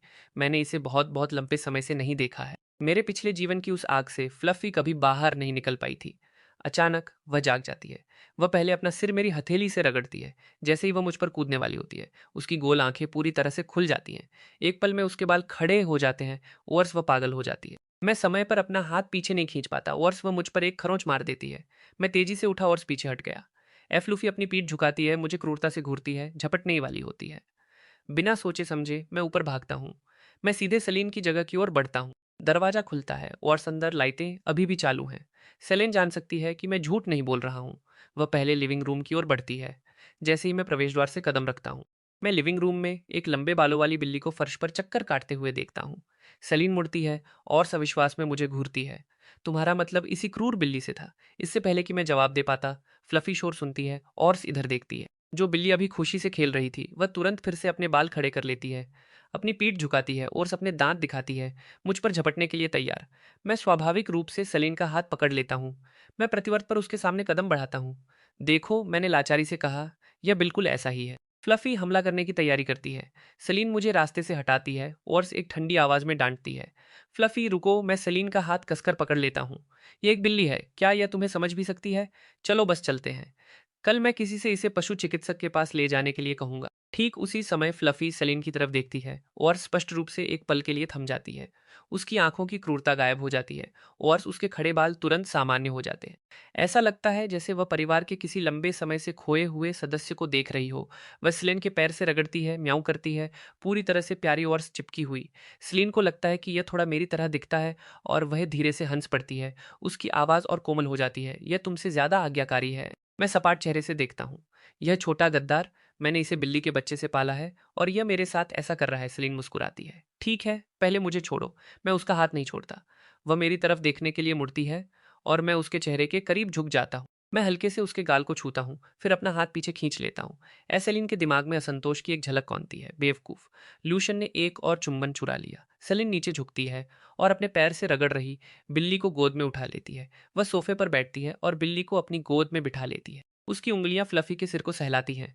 मैं अपनी आंखें झुकाता हूँ, ध्यान से जांच करते हुए कि क्या इसमें कुछ गड़बड़ है। उसकी बाहों में वह शांत है, चुपचाप लेटी हुई है, उसे जांच करने दे रही है। मैं एक तरफ खड़ा होकर अब शांत हो चुकी है फ्लॉफी को देखता हूँ। मैं पास जाने के लिए बढ़ता हूँ, लेकिन जैसे ही मैं 3 कदम दूर होता हूँ, फ्लफी अचानक अपना सिर उठाती है और मुझे अपने दांत दिखाती है। मैं थम जाता हूँ। सलीन अपनी भौहें सिकोड़ती है, फ्लफी के सिर पर हल्के से थपथ पाते हुए। तुम किस पर गुर्रा रही हो? फ्लफी एक और म्याऊं करती है, फिर शांत होकर वापस लेट जाती है, लेकिन उसकी आंखें मुझ पर टिकी रहती हैं, जो अभी भी बहुत दोस्ताना नहीं है। सलीन मेरी तरफ ऊपर देखती है, जो कुछ ही दूरी पर खड़ा हूँ। उसके चेहरे पर निराशा दिख रही है, उंगलियां थोड़ी मुड़ रही हैं। मैंने इसकी पूरी जांच कर ली है, इसमें कुछ भी गड़बड़ नहीं है, मैं निराश होकर कहता हूँ। फिर यह मेरे प्रति इतनी आक्रामक क्यों है? ऐसा लगता है जैसे यह मुझे अपने मालिक के रूप में पहचानती भी नहीं है। सेलिन अपनी निगाहें झुका लेती है। शायद यह बिल्ली की समस्या नहीं है। सेलिन अंधविश्वासी नहीं है, लेकिन उसने पहले सुना है कि बिल्लियां बेहद संवेदनशील जानवर होती हैं। लूशन ने ऐसा क्या किया जिससे यह इतनी असहज हो गई? ये विचार उसके दिल की धड़कन बढ़ा देता है। सेलिन बिल्ली को अपनी गोद से नीचे उतारती है, उसे धीरे से थपथ पाते हुए कहीं और जाकर खेलने के लिए कहती है। फ्लफी टस से मस नहीं होती, वापस सोफे पर कूदकर उसके बगल में दुबक जाती है। सेलिन इसकी परवाह नहीं करती, मेरी तरफ ऊपर देखते हुए, यहाँ आओ। मैं 2 कदम और करीब आता हूँ और थोड़ा भ्रमित होकर उसके बगल में बैठ जाता हूँ। सेलिन, आज यह पहली बार है जब उसने मेरी तरफ हाथ बढ़ाया है। वह मुझे नीचे झुकने का इशारा करती है। हिलो मत, मुझे देखने दो। हैरान होकर मैं पूछता हूँ, तुम क्या देख रही हो? सेलिन मेरे चेहरे का करीब से अध्ययन करती है। वह मेरी साफ आंखों में देखती है, वहां अपना प्रतिबिंब देखती है। इस पल में वह निश्चित है कि उसके बगल में बैठा व्यक्ति वास्तव में लूशन है। वह थोड़ा शर्माते हुए मेरी तरफ देखती है। लूशन, अब यहाँ सिर्फ हम दोनों हैं। मैं समझ नहीं पाता कि उसका क्या मतलब है, और सेलिन धीरे धीरे और करीब झुकती है। उसकी आवाज़ थोड़ी, क्या मैं अभी भी चूमना चाहता हूँ? उसकी सांसें मीठी हैं। बोलते समय उसके होंठ इतने करीब हैं कि वे लगभग मेरे होठों को छू जाते हैं। मेरी सांसें थम जाती हैं क्योंकि मैं उसकी आंखों में परवाह और गंभीरता स्पष्ट रूप से देखता हूँ। इस लुक को मैं अच्छी तरह जानता हूँ।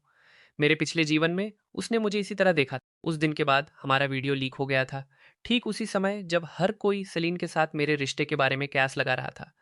किसी ने लीक कर दिया कि सलीन की सगाई राजधानी में सू परिवार के दूसरे युवा मास्टर से होने वाली है। दोनों परिवारों ने नए साल से पहले इसकी व्यवस्था कर ली। सेबास्टियन सू ने ऑनलाइन एक तीखे वाक्य के साथ पोस्ट भी किया, जो लोग बुरा करते हैं वे इसे खुद पर लाते हैं। हर कोई समझ गया कि उसका मतलब मुझसे था और जनता की राय मेरे खिलाफ जहरीली हो गई। ट्रेंडिंग टॉपिक हटा दिए जाने और सेबास्टियन द्वारा पोस्ट डिलीट करने और माफी मांगने के बाद भी सलीन ने व्यक्तिगत रूप से एक स्पष्टीकरण पोस्ट किया जिसमें कहा गया कि वह मेरा पीछा कर रही थी और उसका सेबास्टियन से कोई लेना देना नहीं था। लेकिन तब तक लगभग कोई भी इस पर विश्वास करने को तैयार नहीं था। मैं जनता की राय में निगल गया था, दबाव कुचलने वाला था। यहाँ तक कि स्टर्लिंग के माता पिता भी मेरे प्रति ठंडे हो गए। मेबल की तो बात ही छोड़िए। जिस तरह से वह मुझे देखती थी, वह दूरी और अस्वीकार से भरा था। मैं उस समय दर्द में था। उस दर्द को रखने की कोई जगह नहीं थी। मैं यह सब केवल सलीन पर ही डाल सकता था। उस समय उसने मुझे बिल्कुल इसी तरह देखा था और मैंने उस परवाह को दुर्भावना समझ लिया था। बहुत बाद में मुझे समझ आया कि उसकी आंखों में दृढ़ता और कोमलता वे भावनाएं थीं जिन्हें उसने वर्षों से दबा कर रखा। वह मुझसे बहुत बहुत लंबे समय से प्यार करती थी। मुझे अचानक शांत होते देख सलीन धीरे से अपने होंठ आपस में भींचती है और पूछती है, क्या तुम अब और चूमना नहीं चाहते? वर्तमान में वापस आते हुए सहज रूप से अपनी बाहें उसके चारों ओर लपेटते हुए, नहीं, ऐसा नहीं है, तो मुझे चूमो। उसकी आवाज में एक अचेतन शालीनता है। मैं पहले लुशियन को चूमूंगी, उसके शब्द मेरे कानों को गर्म कर देते हैं। लेकिन कुछ पल पहले मैंने अचानक अपने पिछले जीवन की किसी बात के बारे में सोचा, जिसके बारे में मुझे पता है कि मुझे पहले पूछना होगा। मैं हाथ बढ़ाता हूँ और धीरे से उसे पीछे धकेलता हूँ। जैसे ही वह मुझे देखती है, थोड़ी शर्मिंदा और झुंझलाई हुई, मैं सीधे पूछता हूँ, क्या तुम्हारी और सेबास्टियन की सगाई हो रही है? सेलेन खाली हो जाती है। सेबास्टियन कौन है? उसने वास्तव में मुझे इसके बारे में पहले समझाया है। उसका सेबास्टियन से कोई लेना देना नहीं है। उसके परिवार ने पहले एक मुलाकात की व्यवस्था की थी, लेकिन उसने मौके पर ही उसे स्पष्ट रूप से मना कर दिया था। बात बस इतनी है कि आज सलीन वॉर्स में एक साथ वायरल हो गए हैं और अब हर कोई हमारे रिश्ते के बारे में अनुमान लगा रहा है। भले ही मेरे पिछले जीवन में चीजें जिस तरह से सामने आई, उसके आधार पर इस बार मुझे किसी के द्वारा फंसाया नहीं गया था। कल तक सेलिन और सेबास्टियन की सगाई की खबर ट्रेंड कर रही होगी और सेबास्टियन फिर से पोस्ट करेगा। इसलिए इस बार मुझे इसे अभी संभालना होगा। इसे ठीक करने की कोशिश करने से पहले प्रतिक्रिया फैलने का इंतजार नहीं करना होगा। अधिकांश लोग इस तथ्य के बाद स्पष्टीकरण पर विश्वास नहीं करेंगे। मैं उस पर एक नज़र डालता हूँ और उसे याद दिलाता हूँ कि सू परिवार का दूसरा बेटा सेबास्टियन नए साल से पहले विदेश से वापस आया था। क्या तुम उसके साथ ब्लाइंड डेट पर नहीं गई थी? और तुम कह रही हो कि तुम उसे नहीं जानती। वास्तव में उस ब्लाइंड डेट के दौरान मेरी मुलाकात सेलीन और सेबास्टियन से हुई थी। वे दोनों एक रेस्तरां के निजी कमरे से साथ साथ बाहर आ रहे थे। मैंने तब दूर से सेलीन को घूर कर देखा था, खुद ही बुदबुदाते हुए कि मैं हर जगह उससे कैसे मिलता रहता हूँ, और अब एक सुंदर लड़के के साथ भी इसने मुझे चिढ़ा दिया था। अब जाकर मुझे देर से एहसास हुआ कि मैं ईर्ष्या कर रहा था। तो वह एक ब्लाइंड डेट थी, और अब वह ऐसा व्यवहार कर रही है जैसे वह नहीं जानती कि वह कौन है। मैं तुरंत पीछे हटने की कोशिश करता हूँ। सलीन धीरे से कहती है, लुसिनियन अच्छे से रहो। फिर जैसे कि एहसास होते हुए, ओ तुम्हारा मतलब सेबी से है? यह मुझे और भी कड़वा बना देता है। सेबी, यह काफी अंतरंग है। तुम उसे सेबी बुलाती हो और मेरा पूरा नाम लेती हो। सलीन लाचारी से सांस लेती है। बस हर कोई उसे इसी नाम से बुलाता है। मुझे उसका वास्तविक नाम भी नहीं पता। मैं उसे और क्या बुलाऊं? सेबास्टियन बचपन में विदेश चला गया था और केवल कुछ महीने पहले ही वापस आया है। वह राजधानी के अमीर सामाजिक दायरे से परिचित नहीं है। सेलीन केवल एक बार सेबास्टियन से मिली है, और वास्तव में उसने कभी उसका असली नाम नहीं पकड़ा। बस इतना कि हर कोई उसे सेबी बुलाता। जैसे ही वह बोलती है, सेलीन का चेहरा मेरे सीने में सट जाता है। उसकी आवाज़ चंचल है। इसके अलावा, भले ही उसे सेबी बुलाना अंतरंग माना जाए, क्या तुम चाहते हो कि मैं अब से तुम्हें बिग स्टर्लिंग बुलाना शुरू करूं? यह मुझे तुरंत चुप करा देता है। बिग स्टर्लिंग वास्तव में अच्छा नहीं लगता। ठीक है, उसे छोड़ो, मैं हैरान होकर पूछता हूँ। फिर उसके साथ उस ब्लाइंड डेट पर क्या हुआ था? सेलिन मुंह बनाती है। क्या एक बार मिलना ब्लाइंड डेट माना जाता है? मैं सांस लेता हूँ। मेरी दादी ने सचमुच मुझे एक बार उससे मिलाने की व्यवस्था की थी, लेकिन रेस्तरां पहुंचने से पहले मुझे कोई अंदाजा नहीं था कि वह है। वहां पहुंचने पर मैंने उसे मौके पर ही मना कर दिया था। यह कमोबेश उसी से मेल खाता है जो उसने मुझे मेरे पिछले जीवन में बताया था। मैंने अपनी भौहें थोड़ी सिकोड़ी। फिर तुम्हारे परिवार का क्या? बेशक, वे मेरी पसंद का सम्मान करते हैं कि परिवार को कभी किसी विवाह गठबंधन की आवश्यकता नहीं रही है। मेरे माता पिता हमेशा मेरी अपनी इच्छाओं को पहले रखते हैं, और उस मुलाकात की व्यवस्था मेरी दादी ने की थी। वह और सेबास्टियन की दादी अपनी जवानी के पुराने दोस्त हैं। वे सालों से अलग हो गए, लेकिन उसकी दादी ने खुद यह बात उठाई, और मेरी दादी सौजन्य से सहमत हो गई। इसलिए मैं एक मुलाकात के लिए गई थी। यह कभी जानबूझकर किया गया मैच नहीं था। मैं विचारों में खो जाता हूँ, तो उनके बीच वास्तव में कुछ भी नहीं है। मैं एक सांस छोड़ता हूँ, लेकिन सेबास्टियन का ऑनलाइन वह चीज़ पोस्ट करना, मुझे उसे रोकना होगा। मुझे इसे कैसे संभालना चाहिए? सलीन मुझे थोड़ा हैरान होकर देखती है। हाल ही में लूशन अजीब और अजीब क्यों महसूस हो रहा है? वह निश्चित है कि यह अभी भी लूशन है, फिर भी कुछ गड़बड़ लगता है। वह पास ही दुबकी हुई एफ लूफ पर नजर डालती है, जो दुश्मनी से मुझे देखती रहती है। सलीन मुझ पर मुंह बनाती है। वह तो सदियों पहले की बात है। तुमने तब मुझे घूर कर भी देखा। क्या तुम्हें लगा कि मैंने ध्यान नहीं दिया? इसे अब क्यों ला रहे हो? अचानक उसके चेहरे पर नाराजगी आ जाती है। क्या वह मुझे अस्वीकार करने की कोशिश कर रहा है? मुझे टालने के लिए कोई कमजोर बहाना बना रहा है? लूशन अब नाटक जारी नहीं रख सकता। मैं उसकी तरफ देखता हूँ, अपनी आवाज को नरम करते हुए। मैं नाटक नहीं कर रहा हूँ, तो इसे मुझे साबित करो। सेलिन मेरी तरफ झुकती है। लूशन करीब आओ। अगर लूशन मुझे नहीं चूमेगा, तो मैं खुद उसे चूम लूंगी। मैं अब खुद को रोकना नहीं चाहती। वह पहला व्यक्ति है जो करीब आया। जैसे ही मैं कुछ कहने वाला होता हूँ, सेलिन धीरे धीरे करीब झुकती है। उसकी नाक लगभग मेरे गाल को छू जाती है। मेरे अंदर कुछ हलचल होती है। उसकी यह कोमलता अब मेरे पिछले जीवन में उसके कड़ेपन जैसी बिल्कुल नहीं लगती। उस समय वह मेरे इतनी कोमलता से करीब कभी नहीं आई थी। सेलिन के बगल में दुब की बिल्ली अचानक फिर से बेचैन हो जाती है। उसके पैर को रगड़ती और पंजा मारती है। सेलिन बिल्ली की तरफ देखने के लिए मुड़ती है, जो परेशानी खड़ी कर रही है, और मैं भी देखता हूँ। जैसे ही मेरी आंखें उससे मिलती हैं, वह तुरंत क्रूर हो जाती है। सेलिन ने नाराजगी में उसे चुपचाप डांटा। फ्लफी बिल्ली एक म्याऊं करती है, जो दयनीय लगती है। बेचैनी महसूस करते हुए मैं उससे कहता हूँ, सेलिन, मैं अब यहाँ नहीं रुकना चाहता। कुछ गड़बड़ महसूस करते हुए सेलिन जाने के लिए मेरा हाथ पकड़ लेती है। हमें जाते देख बिल्ली भी पीछे आने के लिए नीचे कूदती है, लेकिन सेलिन की एक ही नज़र उसे रोक देती है। वह एक म्याऊं के साथ वापस दुबक जाती है, मुझे दयनीय रूप से देखती है। यह वास्तव में वही बिल्ली है जिसे मैंने पाला था। इसकी आंखें डरावनी रूप से मेरी आंखों से मिलती जुलती हैं। सेलिन इसे नज़रअंदाज कर देती है। जैसे ही दरवाजा बंद होता है, मैं लिविंग रूम में बिल्ली पर वापस नज़र डालता हूँ। फ्लफी मेरे प्रति इतनी आक्रामक क्यों है, यहाँ तक कि मेरे और सेलिन के करीब होने के रास्ते में आ रही है? क्या यह महसूस कर सकती है कि मैं किसी तरह पहले से अलग हूँ? सेलिन मुझे वापस अपने कमरे में ले जाती है, और मैं उसके कान में बुदबुदाता रहता हूँ। देखो, मैंने तुमसे कहा था कि यह क्रूर है। सेलिन मेरी तरफ देखती है और कहती है, तो हमें क्या करना चाहिए? इसे रखना बंद कर दें। बोलते हुए वह रसोई की ओर बढ़ती है। मैं अपनी भौहें सिकोड़ता हूँ। मेरे पास एफलाफी पूरे 4 साल से है। किसी का भेजा हुआ जन्मदिन का उपहार था। मुझे कभी पता नहीं चला कि इसे किसने भेजा। मेरे दरवाजे पर छोड़े गए कार्ड पर बस लिखा था जन्मदिन मुबारक। मैंने आसपास पूछा, लेकिन किसी को नहीं पता था कि इसे किसने भेजा है। मेरे दोस्तों ने तब मजाक भी उड़ाया था कि जिसने भी इसे दिया उसने इतनी साधारण दिखने वाली बिल्ली सी चुनी।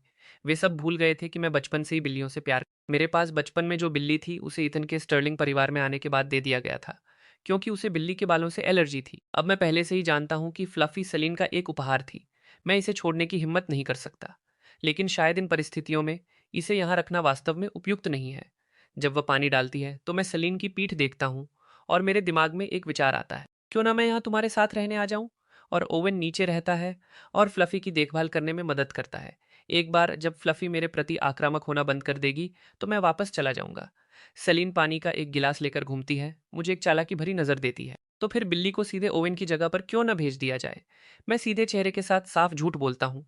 फ्लफी अपने घर से जुड़ी हुई है, एक नई जगह उसे तनाव देगी, उसकी भूख और नींद खराब करेगी, यहाँ तक कि उसे बीमार भी कर देगी। जब वह मुझे गिलास सौंपती है तो सलीन के होंठ मुड़ जाते हैं। तो तुम्हारा मतलब है कि तुम किसी जगह से नहीं जुड़े हो। मैं गिलास लेता हूँ और पीता हूँ। मैं किसी जगह से बिल्कुल नहीं जुड़ा हूँ। मैं केवल एक व्यक्ति से जुड़ा हूँ। मैं चमकते चेहरे के साथ मुस्कुराता हूँ। जब तक तुम वहां हो मैं अच्छे से खाऊंगा, अच्छे से सोऊंगा, जितना हो सके उतना अच्छे से रहूंगा। सलीन की आवाज कोमल और गर्म है। लूसियन, हमारी आंखें मिलती हैं। तुम एक अलग इंसान की तरह महसूस होते हो। यह एक मजाक जैसा लगता है, लेकिन मेरी निगाहें एक पल के लिए टिमटिमाती हैं और गिलास पकड़े हुए हाथ अपने आप कांपने लगता है। मैं खुद को शांत रखने के लिए मजबूर करता हूँ। क्या तुम्हारी कल्पना बेकाबू हो रही है? मेरे अंदर एक अजीब सी घबराहट पैदा होती है। मुझे परवाह नहीं है, मैं यहीं रह रहा हूँ। तुम्हें मुझे बाहर निकालने की अनुमति नहीं है। डर है कि वह पकड़ न ले। मैं वापस लिविंग रूम की ओर बढ़ने के लिए मुड़ता हूँ, लेकिन जैसे ही मैं मुड़ता हूँ वह मेरी बांह पे पकड़ लेती है। लूशन हमेशा मुझसे दूरी बनाए रखता था, उसकी आंखें केवल मेबल के लिए। हर बार जब मैंने लूसियन को उसके बगल में खुश देखा तो मैं पूछना चाहती थी कि उसे मेबल में वास्तव में क्या पसंद है। मैं किसी भी तरह से उससे बदतर नहीं हूँ। नहीं, वास्तव में एक बार पूछा था, जब मेबल ने उसे फिर से दूर धकेल दिया था। मैंने उससे आधे मजाक में पूछा था कि उसने मेबल में क्या देखा। कहा कि इसके बजाय वह मुझे पसंद कर सकता है, जो स्पष्ट रूप से उससे बदतर नहीं है। लेकिन उसने कहा था, मैं तुम्हारे बारे में उस तरह नहीं सोच। इन सभी वर्षों में सेलेना ने अक्सर सोचा है, यदि लूशन उस कोमलता का एक अंश भी देता जो वह मेबल को देता है, तो मैं पहले से ही खुश होती। अब यह अचानक सच होने वाले एक सपने जैसा है। लूशन यहीं खड़ा होकर कह रहा है कि वह मुझसे प्यार करता है, कि वह हमेशा मेरे साथ रहना चाहता है, कि वह मेरे करीब होना चाहता है। लेकिन केवल कुछ सेकंड बाद दरवाजे से एक आवाज आती है। कोई इसे खोलता है और चेहरा सामने आने से पहले आवाज अंदर आती है। सलीन, इतनी देर रात क्या चल रहा है? क्या बात है? मुझे तुम्हें रेबीज का आवाज अचानक कट जाती है, जिसके बाद एको आता है। जैसे ही मैं आवाज सुनता हूँ, मैं सलीन को अपनी बाहों में उठा लेता हूँ और रसोई में छिप जाता हूँ। वेंडी प्रवेश द्वार पर खड़ी है, दो जीवित लोगों को अपनी आंखों के सामने गायब होते हुए देख रही है। लेकिन उसने स्पष्ट रूप से देख लिया था कि सलीन अभी क्या कर रही थी। वो लूशन के साथ उस तरह लिपट कर बैठी है। किसने सोचा होगा, किसने सोचा होगा मुझे सेलिन की लव लाइफ का लाइव शो मिलेगा। ठीक तभी सेलिन बाहर निकलती है, वेंडी को घूरते हुए। वेंडी सुझाव देते हुए मुस्कुराती है, मैंने कुछ नहीं देखा। जारी रखो, ऐसा नाटक करो जैसे मैं से यहाँ कभी थी ही नहीं। वह मुड़ती है और खुशी खुशी चली जाती है, यहाँ तक कि विचारपूर्वक अपने पीछे का दरवाजा भी बंद कर देती है। वेंडी दरवाजे के सहारे झुकती है और सांस छोड़ती है। यह कमाल था। लिफ्ट की घंटी बजती है और डॉक्टर फिलिक्स लेंग अपने मेडिकल बैग के साथ बाहर आते हैं। वह वेंडी को तुरंत देख लेते हैं और हैरान होकर पूछते हैं, तुम यहाँ बाहर क्यों खड़ी हो? वह उसके पीछे के दरवाजे पर नजर डालते हैं। क्या सेलिन के पास वास्तव में एक कुत्ता है? वेंडी एक पल के लिए सोचती है, फिर सिर हिलाती है, अर्थपूर्ण ढंग से कहती है, केवल एक कुत्ता नहीं, एक बिल्ली भी। और अभी वे लड़ रहे हैं, कोई जल्दी नहीं है। एक बार जब वे खत्म कर लेंगे तो हम अंदर चलेंगे। फेलिक्स की आंखें चौड़ी हो जाती हैं। अंदर मैं रसोई से बाहर आता हूँ। अभी भी जारी रखना चाहते हो? मैं चिढ़कर बुदबुदाता हूँ। क्या तुम इसके बाद भी जारी रख सकती हो? सेलिन की आंखें मनोरंजन से मुड़ जाती हैं। पहले से ही शर्मा गए। तुम पहले उन सभी लोगों के सामने इतने शर्मीले नहीं थे। वह एक जैसा कैसे है? वह खुले में था, लेकिन इस बार हम घर पर निजी तौर पर पकड़े गए हैं। क्या यह तुम्हें शर्मिंदा नहीं करता? सेलिन को यहाँ मेरा तर्क वास्तव में समझ नहीं आता। उसे बस यह अजीब लगता है और मेरा हाथ पकड़कर उसे थोड़ा काट लेती है। अगर हम इस बारे में खुले नहीं हैं, तो क्या हम छिप छिप कर मिल रहे हैं? मैं धीमी आवाज में गंभीरता से घोषणा करता हूँ। मुझे लगता है कि हम सचमुच छिप छिप कर मिल रहे हैं। मेरा तर्क सेलिन को हंसने और झुंझलाने के बीच छोड़ देता है। तो लूचिन, तुम इसे सार्वजनिक नहीं करना चाहते? बोलते समय उसकी आंखों की रोशनी मंदी हो जाती है। लूशन ने अभी भी वास्तव में हमें सार्वजनिक करने की योजना नहीं बनाई है। वह अभी भी मेरे साथ खेल रहा है। मैं अपना सिर हिलाता हूँ, यह मैं नहीं तुम हो। आखिरकार जब मैं खुला और स्नेही होना चाहता था, तो तुमने हमेशा यह आरक्षित नाटक किया और मुझे दूर धकेल दिया। फिर भी तुम निजी तौर पर काफी साहसी हो। क्या यह तुम नहीं हो जो इसे सार्वजनिक नहीं करना चाहती? मैं उसकी तरफ देखने के लिए मुड़ा। देखो, जनता के सामने तुम मुझे बिल्कुल करीब नहीं आने दोगी। खुद गिन लो कि तुमने आज वहां कितनी बार मुझे मना किया। सेलिन ने कभी उम्मीद नहीं की थी कि मैं इसे उस पर पलट दूंगा। आज सुबह उसने मुझे देखते ही परेशान होने का नाटक किया था, और अब आज रात वह अचानक खुद करीब आ गई। क्या उसने पहला कदम उठाने की हिम्मत की? सलीन वास्तविक झुंझलाहट में हंस पड़ती है। वह अपनी बाँह सीधे मेरी बाँह में डालती है, सीधे मुझे घूरने के लिए अपना चेहरा ऊपर उठाती है। तो तुम्हारा मतलब है कि मुझे उन्हें अभी वापस बुलाना चाहिए और ठीक उनके सामने जारी रखना चाहिए, वहीं से शुरू करना चाहिए, जहाँ से हमने छोड़ा था। ठीक है। इससे पहले कि मैं कुछ कह पाता, सेलेन सिर हिलाती है, मुझे छोड़ती है और चली जाती है। मैं थम जाता हूँ, फिर यह देखने के लिए मुड़ता हूँ कि वह पहले से ही लिविंग रूम की ओर बढ़ रही है। वह वास्तव में विश्वास नहीं करती कि मैं WND के सामने जारी रखूंगा, लेकिन मैं उसे दरवाजा खोलने से भी नहीं रोकता। उन्हें बाहर बंद रखना अशिष्टता होगी। मैं अपना गिलास उठाता हूँ और पानी खत्म करता हूँ, जबकि सलीले ही दरवाजा खोल चुकी है। अंदर आ जाओ। फेलिक्स स्पष्ट रूप से अभी भी वेंडी की रहस्यमयी बिल्ली और कुत्ते की टिप्पणी को लेकर भ्रमित है। वह वेंडी पर नजर डालता है, जिसके हाव भाव अजीब हैं, और हाथ में बैग लिए उत्सुकता से अपना सिर अंदर करता है। फिर सेलेन की तरफ देखता है। वेंडी ने कहा, तुम्हारी बिल्ली और कुत्ता लड़ रहे थे। तुम्हारे पास कुत्ता कब से आ गया? फिर वह मुझे लिविंग रूम में देखता है और देर से समझ पाता है कि वेंडी का क्या मतलब था। दरवाजे के बाहर खड़ी वेंडी आखिरकार जोर से हंस पड़ती है और अंदर कदम रखती है। इस बार जब वह मुझे देखती है तो उसकी मुस्कान विशेष रूप से उज्जवल होती है। नमस्ते जीजा जी। हम तीनों उसकी तरफ देखने के लिए मुड़ते हैं। फेलिक्स अविश्वास में उसे घूरता है, उसकी आंखें पूछती हैं। अभी से उसे जीजाजी बुला रही हो? वेंडी सीधे उसकी निगाहों से मिलती है। तुम क्या जानते हो? कोई भी देख सकता है कि सेलेना इस बारे में गंभीर है। वेंडी निर्णायक रूप से यह बातचीत जीत जाती है। ओअर्स आज्ञाकारी रूप से फेलिक्स भी लाइन में आते हुए कहता है, नमस्ते जीजाजी। सच कहूं तो इस तरह अचानक संबोधित किया जाना मुझे थोड़ा शर्मिंदा करता है, लेकिन मैं वैसे भी शिष्टता से जवाब देता हूँ, नमस्ते आप दोनों को। सलीन मुझे कोमल भाव से देखती है, स्पष्ट रूप से इस बात से प्रसन्न है कि वे अब मुझे कैसे संबोधित कर रहे हैं। एक पल के लिए बैठो, वह मेरी तरफ बढ़ते हुए कहती है। वेंडी बिना ज्यादा सोचे फेलिक्स को सोफे पर बैठने के लिए खींचती है। फेलिक्स उत्सुकता से पूछता है कि क्या आपको रेबीज वैक्सीन की जरूरत? वह अचानक वेंडी का हाथ खींचती है, अजीब तरह से अपना गला साफ करते हुए।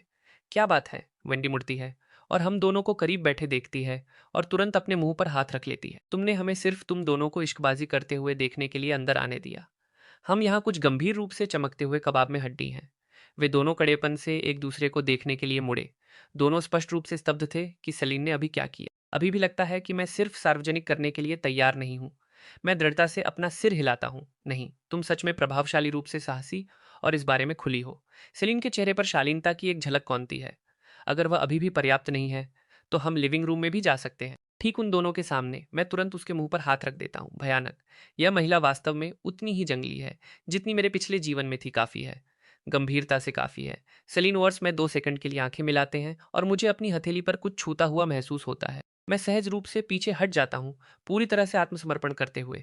मुझे लगता है कि मुझे पहले टीका लगवाना चाहिए।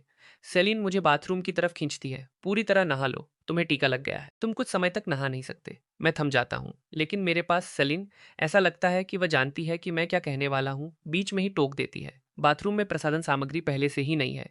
जहां तक कपड़ों के बदलने की बात है, मैं तुम्हारे लिए कुछ ले आती हूँ। वह मेरे लिए सब कुछ शेड करने के लिए बाथरूम में कदम रखती है। पहले हाथ मुंह धो लो, मैं इसे ऊपर लाऊंगी और तुम्हारे लिए दरवाजे पर टांग दूंगी।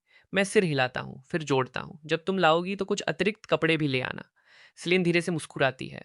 जरूर। वह मुड़ती है और बाहर कदम रखती है, मुझे जगह देते हुए। जब तक वह वापस लिविंग रूम में आती है, सोफे पर करीब बैठे दोनों उसे अजीब नजर से देखते हैं। सेलिन रुकती है, फिर उनकी तरफ ऐसे वापस देखती है जैसे कुछ हुआ ही न क्या। फिलिक्स हंसी के साथ अपना सिर हिलाता है। वेंडी अपनी भौहें उठाती है। टिश टिस। सेलिन, कौन जानता था कि तुम्हारा यह पक्ष भी है। सेलिन एक दुर्लभ क्षण में अपनी सहेली के सामने शर्मा जाती है। ये ठीक है, एक बार जब तुम्हें कोई बॉयफ्रेंड मिल जाएगा तो तुम भी ऐसी ही होगी। वेंडी अपने होंठ भींचती है। मैं तुम्हारी जैसी नहीं हूं, ठीक है। सेलिन दरवाजे की ओर बढ़ती है चिढ़ाते हुए। तो तुम्हारा मतलब है कि तुम उजिया नाम के लड़के जैसी भी नहीं हो। अच्छा है, फिर मैं तुम्हें उसकी खबर बताने की जहमत नहीं उठाऊंगी। वेंडी तुरंत सोफे से उठती है, सलीन की तरफ दौड़ती है और विनती करती है, सलीन, तुम्हारे पास जोनस की खबर है? सलीन मुस्कुराती है। वेंडी, क्या तुम वैसी नहीं थी? तुम उसकी खबर क्यों चाहती हो? मैं वैसी ही हूँ। मैं बिल्कुल तुम्हारी तरह हूँ सलीन। मेरी प्यारी सलीन, कृपया मुझे बता दो। सलीन पहले ही दरवाजे पर पहुंच चुकी है और वह रुकती है, उसे एक अर्थपूर्ण नजर देती है। पोर्ट सिटी जाओ, उसे ढूंढो। वेंडी के हाव भाव शांत हो जाते हैं और वह कहती है गंभीरता से, धन्यवाद सलीन। फिर बिना एक सेकंड की देरी के चली जाती है। फेलिक्स अभी भी सोफे पर है, एक पल के लिए शांत हो जाता है, फिर संदेह से पूछता है, क्या वह युंग नाम का लड़का सचमुच पोर्ट सिटी में है? हाँ, जैसे ही वह आज दोपहर पोर्ट सिटी में उतरा मुझे खबर मिल गई। लेकिन जैसे ही वह वेंडी को लिफ्ट में कदम रखते हुए देखती है, वह जोड़ती है, हालांकि मैं सुना से कि वह अपनी गर्लफ्रेंड के साथ पोर्ट सिटी गया था। फीलिक्स अपनी भौहें से कोड़ता है। फिर वेंडी का क्या होगा? सेलिन का लहजा स्थिर रहता है। अगर वह अभी भी उसे वापस जीत सकती है तो यह उसकी क्षमता है। अगर वह नहीं कर सकती तो उसे वास्तविकता का सामना करना होगा। आखिरकार वह वही है जिसने पहली बार में उसे दूर भगाया था, इसलिए वह किसी और को दोष नहीं दे सकती। वह इस पर और अधिक नहीं सोचती और फेलिक्स से कहती है, थोड़ा बैठ, मैं लूशन के लिए कुछ चीजें लेने नीचे जा रही हूँ। फेलिक्स धीरे से सांस लेता है, सिर हिलाता है, जरूर जाओ। सेलिन नीचे जाती है और जैसे ही वह दरवाजा खोलती है, घर की बिल्ली दौड़कर आती है, उत्सुकता से म्याऊं करती है, प्यार से उसके पैर से अपना सिर रगड़ती है। सेलिन नीचे झुकती है और उसके सिर को सहलाती है, धीरे से पूछती है, तुम लूशन के प्रति इतनी क्रूर क्यों हो? बिल्ली बेशक उसे जवाब नहीं दे सकती, वह बस अपना सिर उसकी हथेली से रगड़ती है। कल मेरे साथ प्यारी बनने का कोई फायदा नहीं है, मैं किसी से तुम्हारे नाखून कटवा रही हूँ। इसके साथ ही वह सीधे बेडरूम की ओर बढ़ती है। बिल्ली उसके पीछे पीछे चलती है। नीचे का लेआउट ऊपर वाले जैसा ही है, इसलिए वह आसानी से मास्टर बेडरूम ढूंढ लेती है।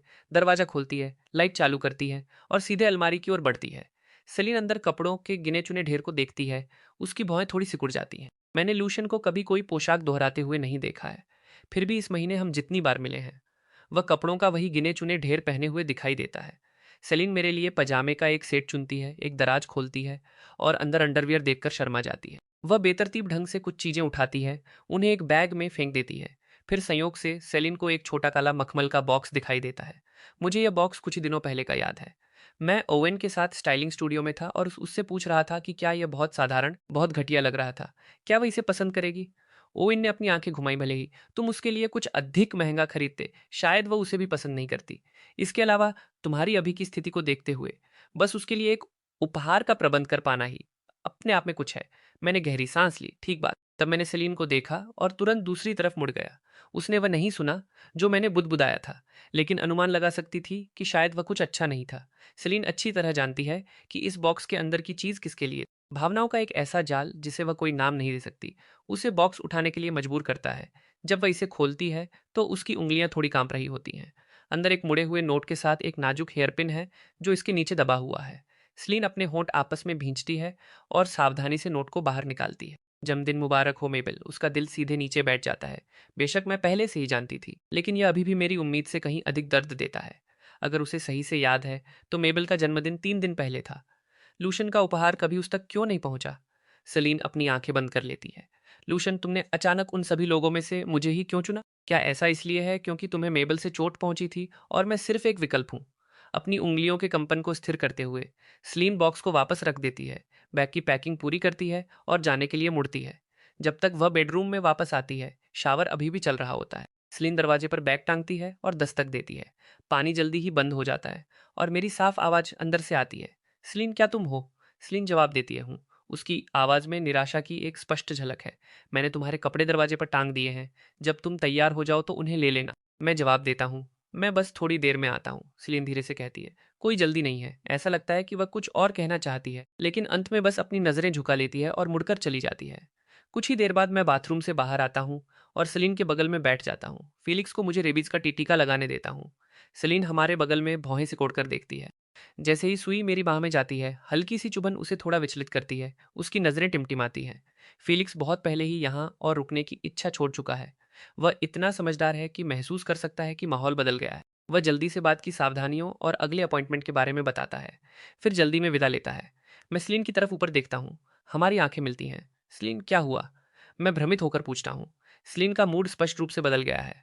मेरे नहाने जाने से पहले वह बिल्कुल ठीक थी। सेलीन कोई जवाब नहीं देती। सेलीन, मैं उसे हूँ, क्या बात है? वह हाथ बढ़ाती है और अपनी बाहें मेरी गर्दन के चारों ओर लपेट लेती है, मेरे कान के करीब झुकती है।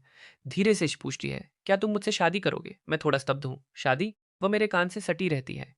चलो अभी के अभी सगाई तय कर लेते हैं, अभी सगाई तय करें। अभी से तुम्हारा क्या मतलब है? मैं थोड़ा खोया हुआ हूँ। मेरा मतलब है इसी पल इसे जीवन भर के लिए तय कर लो। कल सुबह सबसे पहले मैरिज लाइसेंस ले लेंगे। सेलीन मेरे कान में बुदबुदाती है। लूशन, क्या तुम मुझसे शादी करोगे? मुझे अचानक थोड़ा चक्कर सा महसूस होता है। शादी? सेलीन ने मेरे पिछले जीवन में भी कई बार यह बात उठाई थी। पहले मैं उसके प्रति ठंडा था और बाद में जब मैं वैसा हो गया जैसा मैं बन गया था, तो मैं इसे और भी कम चाहता था। आखिरकार उसने इसे लाना पूरी तरह से बंद कर दिया और चुपचाप मेरे बगल में बनी रही। लेकिन मैंने एक बार उसके स्टडी रूम के एक दराज में कस्टम मेड शादी की अंगूठियों की एक जोड़ी देखी थी और चुपके से एक को आजमाया था और वह पूरी तरह से फिट आई थी। मेरी खामोशी से सलीन की सांसें अटक जाती हैं। हवा इतनी शांत हो जाती है कि वह अपनी खुद की दिल की धड़कन स्पष्ट सुन सकती है। उसकी आवाज़ छोटी हो जाती है। लूशियन, तुम नहीं चाहते? बिल्कुल नहीं। मैं इससे ज़्यादा कुछ नहीं चाहूँगा। सलीन आखिरकार मेरी आंखों से आंखें मिलाने की हिम्मत करती है। सलीन, मैं बहुत खुश हूँ। मैं अपनी बाहें उसके चारों ओर लपेटता हूँ और उसे मौके पर ही एक बार घुमाता हूँ। सलीन, मैं तुम्हें बहुत पसंद करता हूँ।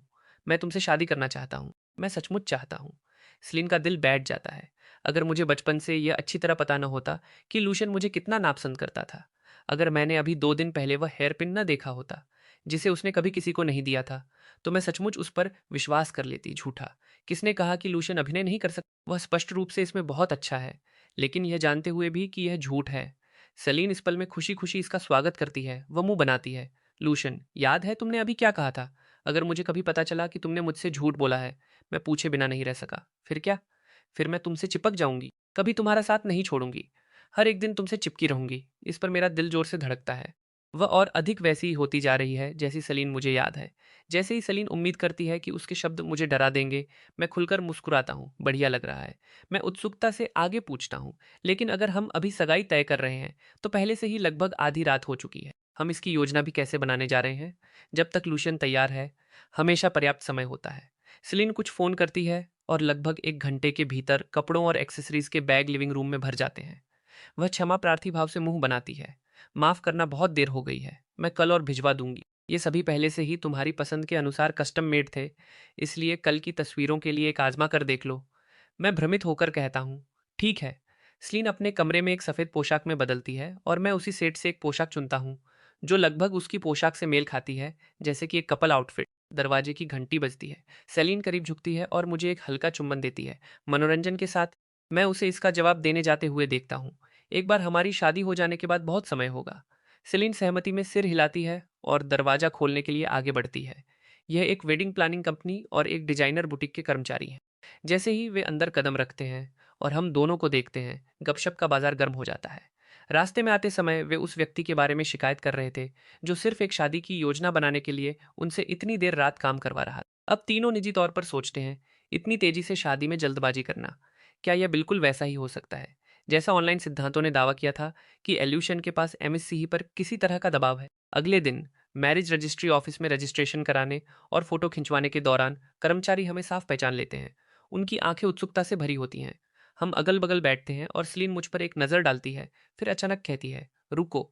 भ्रमित होकर मैं उसकी तरफ देखता हूँ। क्या बात है? कर्मचारियों के दिल उनके गले में आ जाते हैं। लो आ गया, लो आ गया। मिस्ची दोबारा सोच रही हैं इस ड्रामे के लिए पहली पंक्ति की सीटें। लेकिन सलीन धीरे से मेरी टाई सीधी करती है। यह थोड़ी टेढ़ी है, मुझे इसे तुम्हारे लिए ठीक करने दो। मैं अपने सामने मौजूद सौम्य प्यारी महिला को देखकर धीरे से मुस्कुराता हूँ। अब सब ठीक है, सलीन मुस्कुराती है और मेरे गाल पर एक चुंबन अंकित करती है। सब ठीक है, मैं मुड़ता हूँ और कर्मचारियों की आंखों को सदमे और खुशी से चौड़ा देखता हूँ और एक अजीब सी मुस्कान देता हूँ। कर्मचारी वापस मुस्कुराते हैं। कितना प्यारा है, मैं इस जोड़े के लिए जी रही हूँ। ऑनलाइन अफवाहों पर वास्तव में भरोसा नहीं किया जा सकता। सलीन के गाल थोड़े लाल हो जाते हैं और वह वापस बैठ जाती है।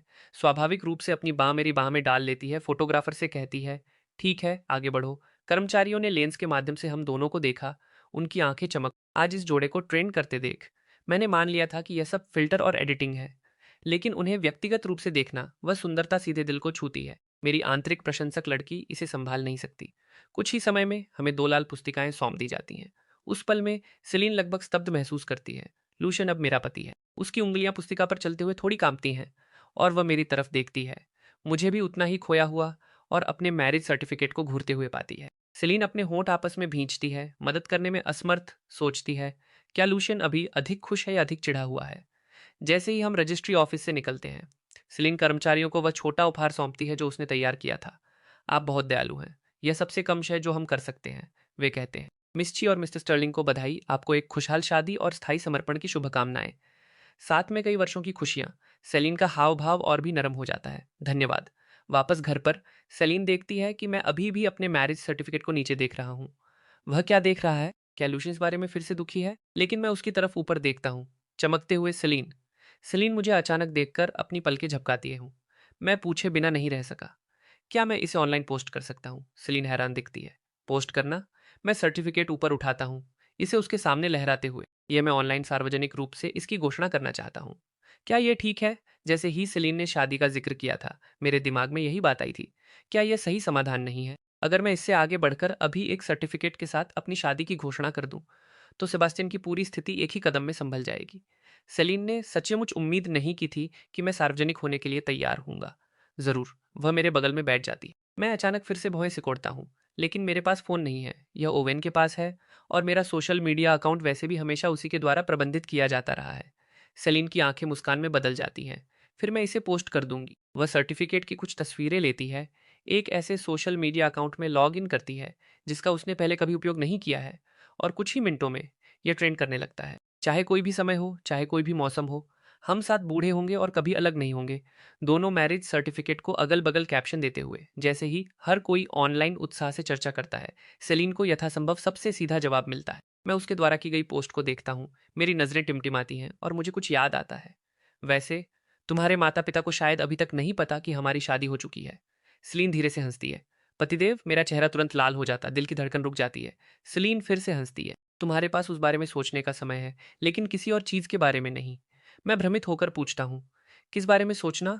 तुम्हें यह सोचना चाहिए कि आज रात हम लिविंग रूम में सिमट कर बात करें या बेडरूम में वापस जाकर अलग से आराम करें। मैं भ्रमित होकर पूछता हूँ, दोनों में क्या अंतर है? सेलिन बस अपनी पलकें झपकाती है। तुम तय करो, मैं इस पर विचार करता हूँ, और फिर स्वाभाविक रूप से उसका हाथ थाम लेता हूँ। चलो बेडरूम में आराम करते हैं। सेलिन सहमति में सिर हिलाती है।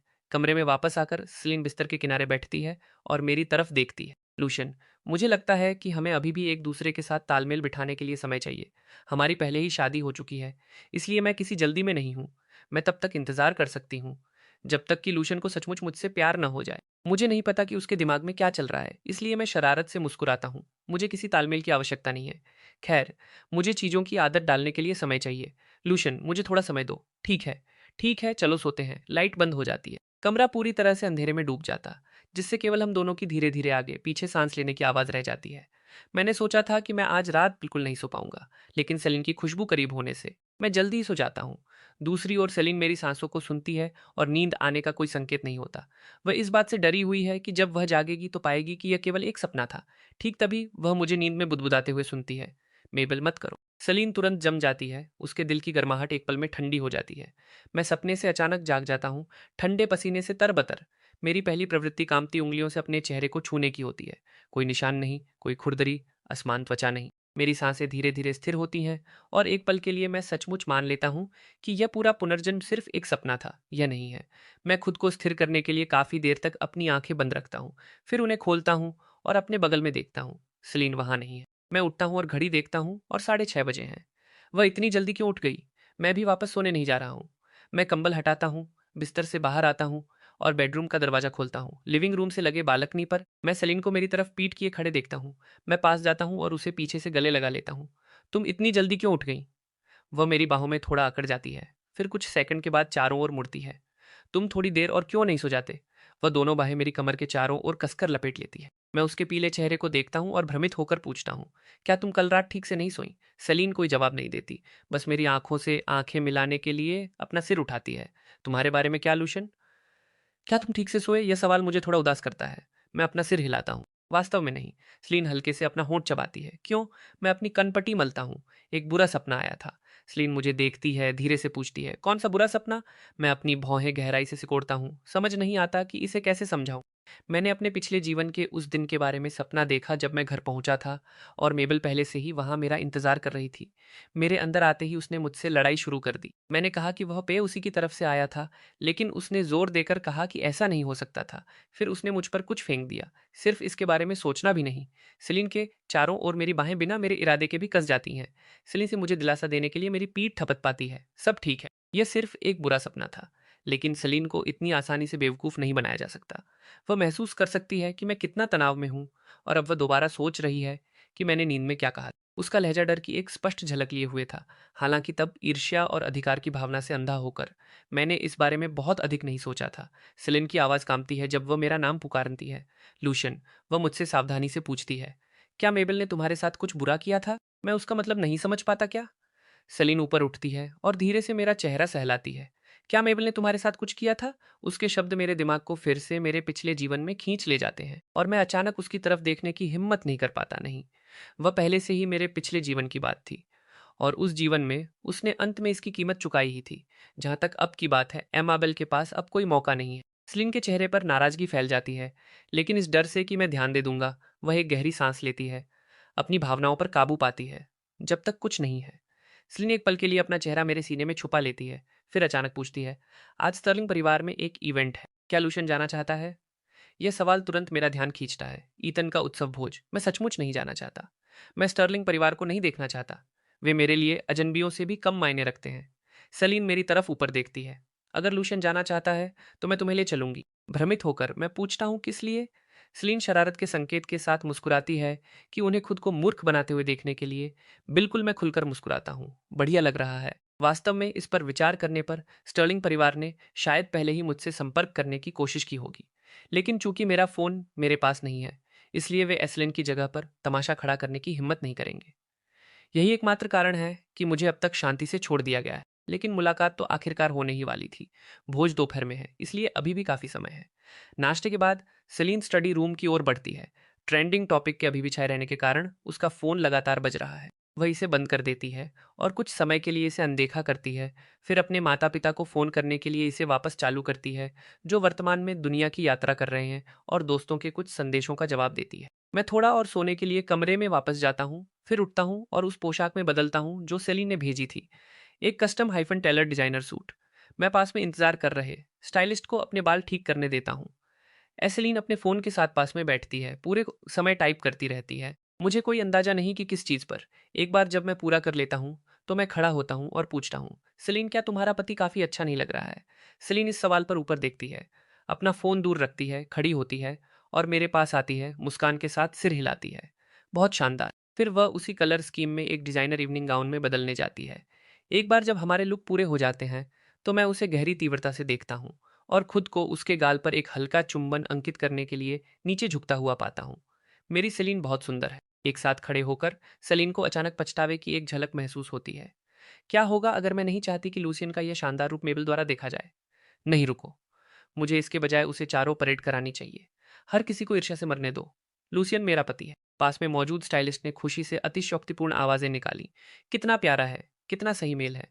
सेलीन की आंखें और अधिक सिकुड़ जाती हैं और वह मेरी तरफ ऊपर देखती है। लूशन, क्या तुमने सुना? हर कोई सोचता है कि हम परफेक्ट कपल हैं। एक हाथ उठाओ और धीरे से उसके बालों के ऊपरी हिस्से को सहलाओ। मेरा लहजा एक ऐसी कोमलता और आराधना लिए हुए था जो मैंने पहले कभी किसी को नहीं दी थी। केवल तुम्हारे साथ मेल खाता है। मैं उसका हाथ थाम लेता हूँ और उसे मजबूती से पकड़ता हूँ। इस पल में मैं अचानक उन सभी बंधनों से मुक्त हो जाता हूँ जो मैंने पहले झेले थे। अपने पिछले जीवन में मैंने सब कुछ खामोशी से सहा था, सावधानी के साथ आगे बढ़ा था, कभी ध्यान आकर्षित नहीं करना चाहता था। मुझे लो प्रोफाइल बनाए रखने, सुर्खियों से बचने की आदत थी। लेकिन अभी मैं बस इस बारे में मुखर होना चाहता हूँ, अपनी लड़की के साथ खड़ा होना चाहता हूँ और इस प्यार की घोषणा पूरी दुनिया के सामने करना चाहता हूँ। मेरे बेबाक स्नेह पर स्लीन के गाल लाल हो जाते हैं। फिर चलो अभी बाहर चलते हैं। मैं चाहती हूँ कि हर कोई देखे कि मेरा पति सबसे अच्छा है। मैं सिर हिलाता हूँ, उसे हाथ पकड़कर लिविंग रूम से बाहर ले जाने देता हूँ। जैसे ही हम दरवाजे से बाहर कदम रखते हैं, हम सीधे मेबल से टकराते हैं, जो गलियारे के कोने में छिपकर देख रही थी। वह एक शानदार गाउन पहने हुए है। उसका मेकअप जानबूझकर त्रुटिहीन किया गया है, फिर भी उसकी आंखें मुझ पर टिकी हुई हैं, नाराजगी और जुनून से भरी हुई। उसने पहले हर मोड़ पर हमारे खिलाफ साजिश रची। चुपके से सलीन और मेरे बीच दरार पैदा की थी, अफवाहें फैलाई थी, दुर्भावनापूर्ण रूप से सलीन के नाम को बदनाम किया था। यहाँ तक कि हमें अलग करने के लिए चुपके से जाल बिछाया था, मेरे जीवन में जबरन आने की कोशिश की थी और वह सब कुछ छीनने की कोशिश की थी जो सही मायने में सलीन का था। वह अभी भी हमारे सामने अपना चेहरा दिखाने की हिम्मत कैसे करती है? मुझे और सलीन को हमारी उंगलियों को आपस में जुड़े हुए देखकर, मेरे चेहरे पर साफ कोमलता देखकर, मेबल का चेहरा बिल्कुल पीला पड़ जाता है। उसका हर एक उम्मीद का भ्रम एक ही बार में टूट जाता है। जो इसकी जगह लेता है वह है गहरा ईर्ष्या और कड़वा गुस्सा। वह आगे बढ़ती है। लूशन, क्या तुम सचमुच उसके साथ रहने वाले हो? मुझ में ऐसा क्या है जो बदतर है? मैंने तुम्हारे लिए बहुत कुछ किया है। तुमने कभी मुझे एक बार भी क्यों नहीं देखा? इससे पहले कि मैं बोल भी पाता, सलीन कत्सिन, लूशन मेरा पति है और उसका दिल हमेशा से केवल मेरे लिए रहा है। तुम्हारी हर साजिश और जुनून शुरू से ही गलत। मैं सलीन को सुरक्षात्मक रूप से अपनी बाहों में पीछे खींचता हूँ। मेरा हाइफन भाव तुरंत अपनी सारी गर्माहट खो देता है, जिसकी जगह हड्डियों तक समाई हुई ठंडक ले लेती है। तुमने जो किया वह कभी समर्पण नहीं था, वह दुर्भावना थी। मैं सीधे मोबाइल को घूरता हूँ। मेरे शब्द नपे-तुले और स्पष्ट हैं। सेलिन के बारे में अफवाहें फैलाना, उसे फंसाने की चुपके से साजिश रचना, हमारे रिश्ते में दरार पैदा करने की कोशिश करना, यहाँ तक कि हमारे पीछे हमें बदनाम करने के लिए लोगों को रिश्वत देना भी, मैं इन सब में से हर एक को अच्छी तरह जानता हूँ। मैंने पहले कभी इस पर कार्रवाई नहीं की क्योंकि मैं नहीं चाहता था कि सेलिन तुम्हारी गंदगी से छुए। इसलिए नहीं कि मैं तुम्हारी दुर्भावना को सहन कर रहा था। मेबल का चेहरा पूरी तरह से राख जैसा पीला पड़ जाता है और जैसे ही वह वापस बहस करने की कोशिश करती है, मौके पर पहुंचने वाले कर्मचारियों द्वारा उसकी बात काट दी जाती है। उसने अपने लिए अफवाहें फैलाने के लिए जिन लोगों को रिश्वत दी थी, वे सभी पहले ही सामने आ चुके हैं और उन्होंने सच कबूल कर लिया है। सबूत पुख्ता हैं, उसकी हर एक साजिश पूरी तरह से बेनकाब हो गई है। उसने जो छवि सावधानी से बनाई थी वह पूरी तरह से ढह जाती है। उसकी प्रतिष्ठा नष्ट हो गई और जो संबंध कभी उससे चिपके हुए थे वे बिखर जाते हैं और पूरी तरह से गायब हो जाते हैं। वह अपने स्वार्थ, जुनून और शातिर साजिशों की भारी कीमत चुकाती है। अंत में हर किसी के द्वारा छोड़ दी जाती है। उसकी गिरावट पर शोक मनाने के लिए एक भी व्यक्ति नहीं बचता। मैं अपनी बाहों में सेलिन को नीचे देखता हूँ। यह अब खत्म हो गया है। परेशानी संभल गई है। अब कोई हमें बाधित नहीं कर सकता। सेलिन मेरी तरफ ऊपर देखती है। लूशन, अब से इस तरह की कोई और परेशानी नहीं होगी, है ना? उसकी आंखें तारों की रोशनी की तरह चमकती हैं। मैं उसे गंभीरता से जवाब देता हूँ, सही बात है। अब से हमारे लिए केवल शांति और खुशी ही बची है। कुछ दिनों बाद हमारी शादी योजना के अनुसार आती है। आयोजन स्थल खिले हुए फूलों से भरा है। हर कोने में गर्म धूप बिखरी हुई है। सौम्य फिर भी भव्य। हर वह अच्छा व्यक्ति जो कभी हमारे साथ दयालुता से पेश आया था, जिसने ईमानदारी से हमारी भलाई की कामना की थी, वे आए हैं। वे दोस्त जो चुपचाप हमारे साथ खड़े रहे और जरूरत पड़ने पर हमारी मदद। वे बुजुर्ग जिन्होंने गर्मजोशी और दयालुता के साथ हमारी यात्रा की देखभाल की। और वे अजनबी जिनकी हमने कभी मदद की थी, अब यहाँ आभारी दिलों के साथ मौजूद हैं। हर चेहरे पर एक सच्ची मुस्कान है। हर नज़र आशीर्वाद से भरी है। मैं एक शानदार ढंग से तैयार सूट में खड़ा हूँ। फूलों के समुद्र के सुदूर छोर पर मेरी नज़रें गहरी टकटकी लगाए चुपचाप अपनी दुल्हन का इंतजार कर रही हैं। जैसे ही शुद्ध सफ़ेद गाउन पहने सेलीन धीरे धीरे मेरी तरफ बढ़ती है, मेरी पूरी दुनिया कोमलता से भर जाती है। बाकी सब कुछ पृष्ठभूमि में फीका पड़ जाता है और केवल वही एकमात्र रोशनी है। वह कदम दर कदम मेरी तरफ बढ़ती है। उसकी आंखें तारों की रोशनी लिए हुए हैं और उसकी नज़र प्यार से भरी है। मैं आगे बढ़ता हूँ और उसका हाथ थाम लेता हूँ। मेरी आवाज़ सौम्य लेकिन दृढ़ है। मैंने कभी हर तूफान का अकेले सामना किया था। मैंने दुनिया की क्रूरता देखी है। इसके अपनेपन और उदासीनता के हर रंग को चखा है। मैंने सोचा था कि मेरी बाकी की जिंदगी शांत अकेलेपन के अलावा कुछ नहीं होगी, जब तक कि मैं तुमसे नहीं मिला था। तुम वही हो जिसने मुझे कोमलता सिखाई, मुझे थामने के लिए कुछ दिया, मुझे सिखाया कि किसी को सचमुच संजोने का क्या मतलब होता है, पूर्ण होने का क्या मतलब होता है। आज मैं तुम्हें अपनी पत्नी के रूप में स्वीकार करता हूँ। आज के दिन से लेकर हर साल और हर मौसम में मैं तुम्हें सुरक्षित रखूंगा, तुम्हें कोमलता दूंगा, तुम्हें जीवन भर संजो कर रखूंगा। कभी नहीं छोड़ूंगा, कभी हाथ नहीं छूटने दूंगा, कभी तुम्हें निराश नहीं करूंगा। सेलिन की आंखें भावनाओं से भर आती हैं।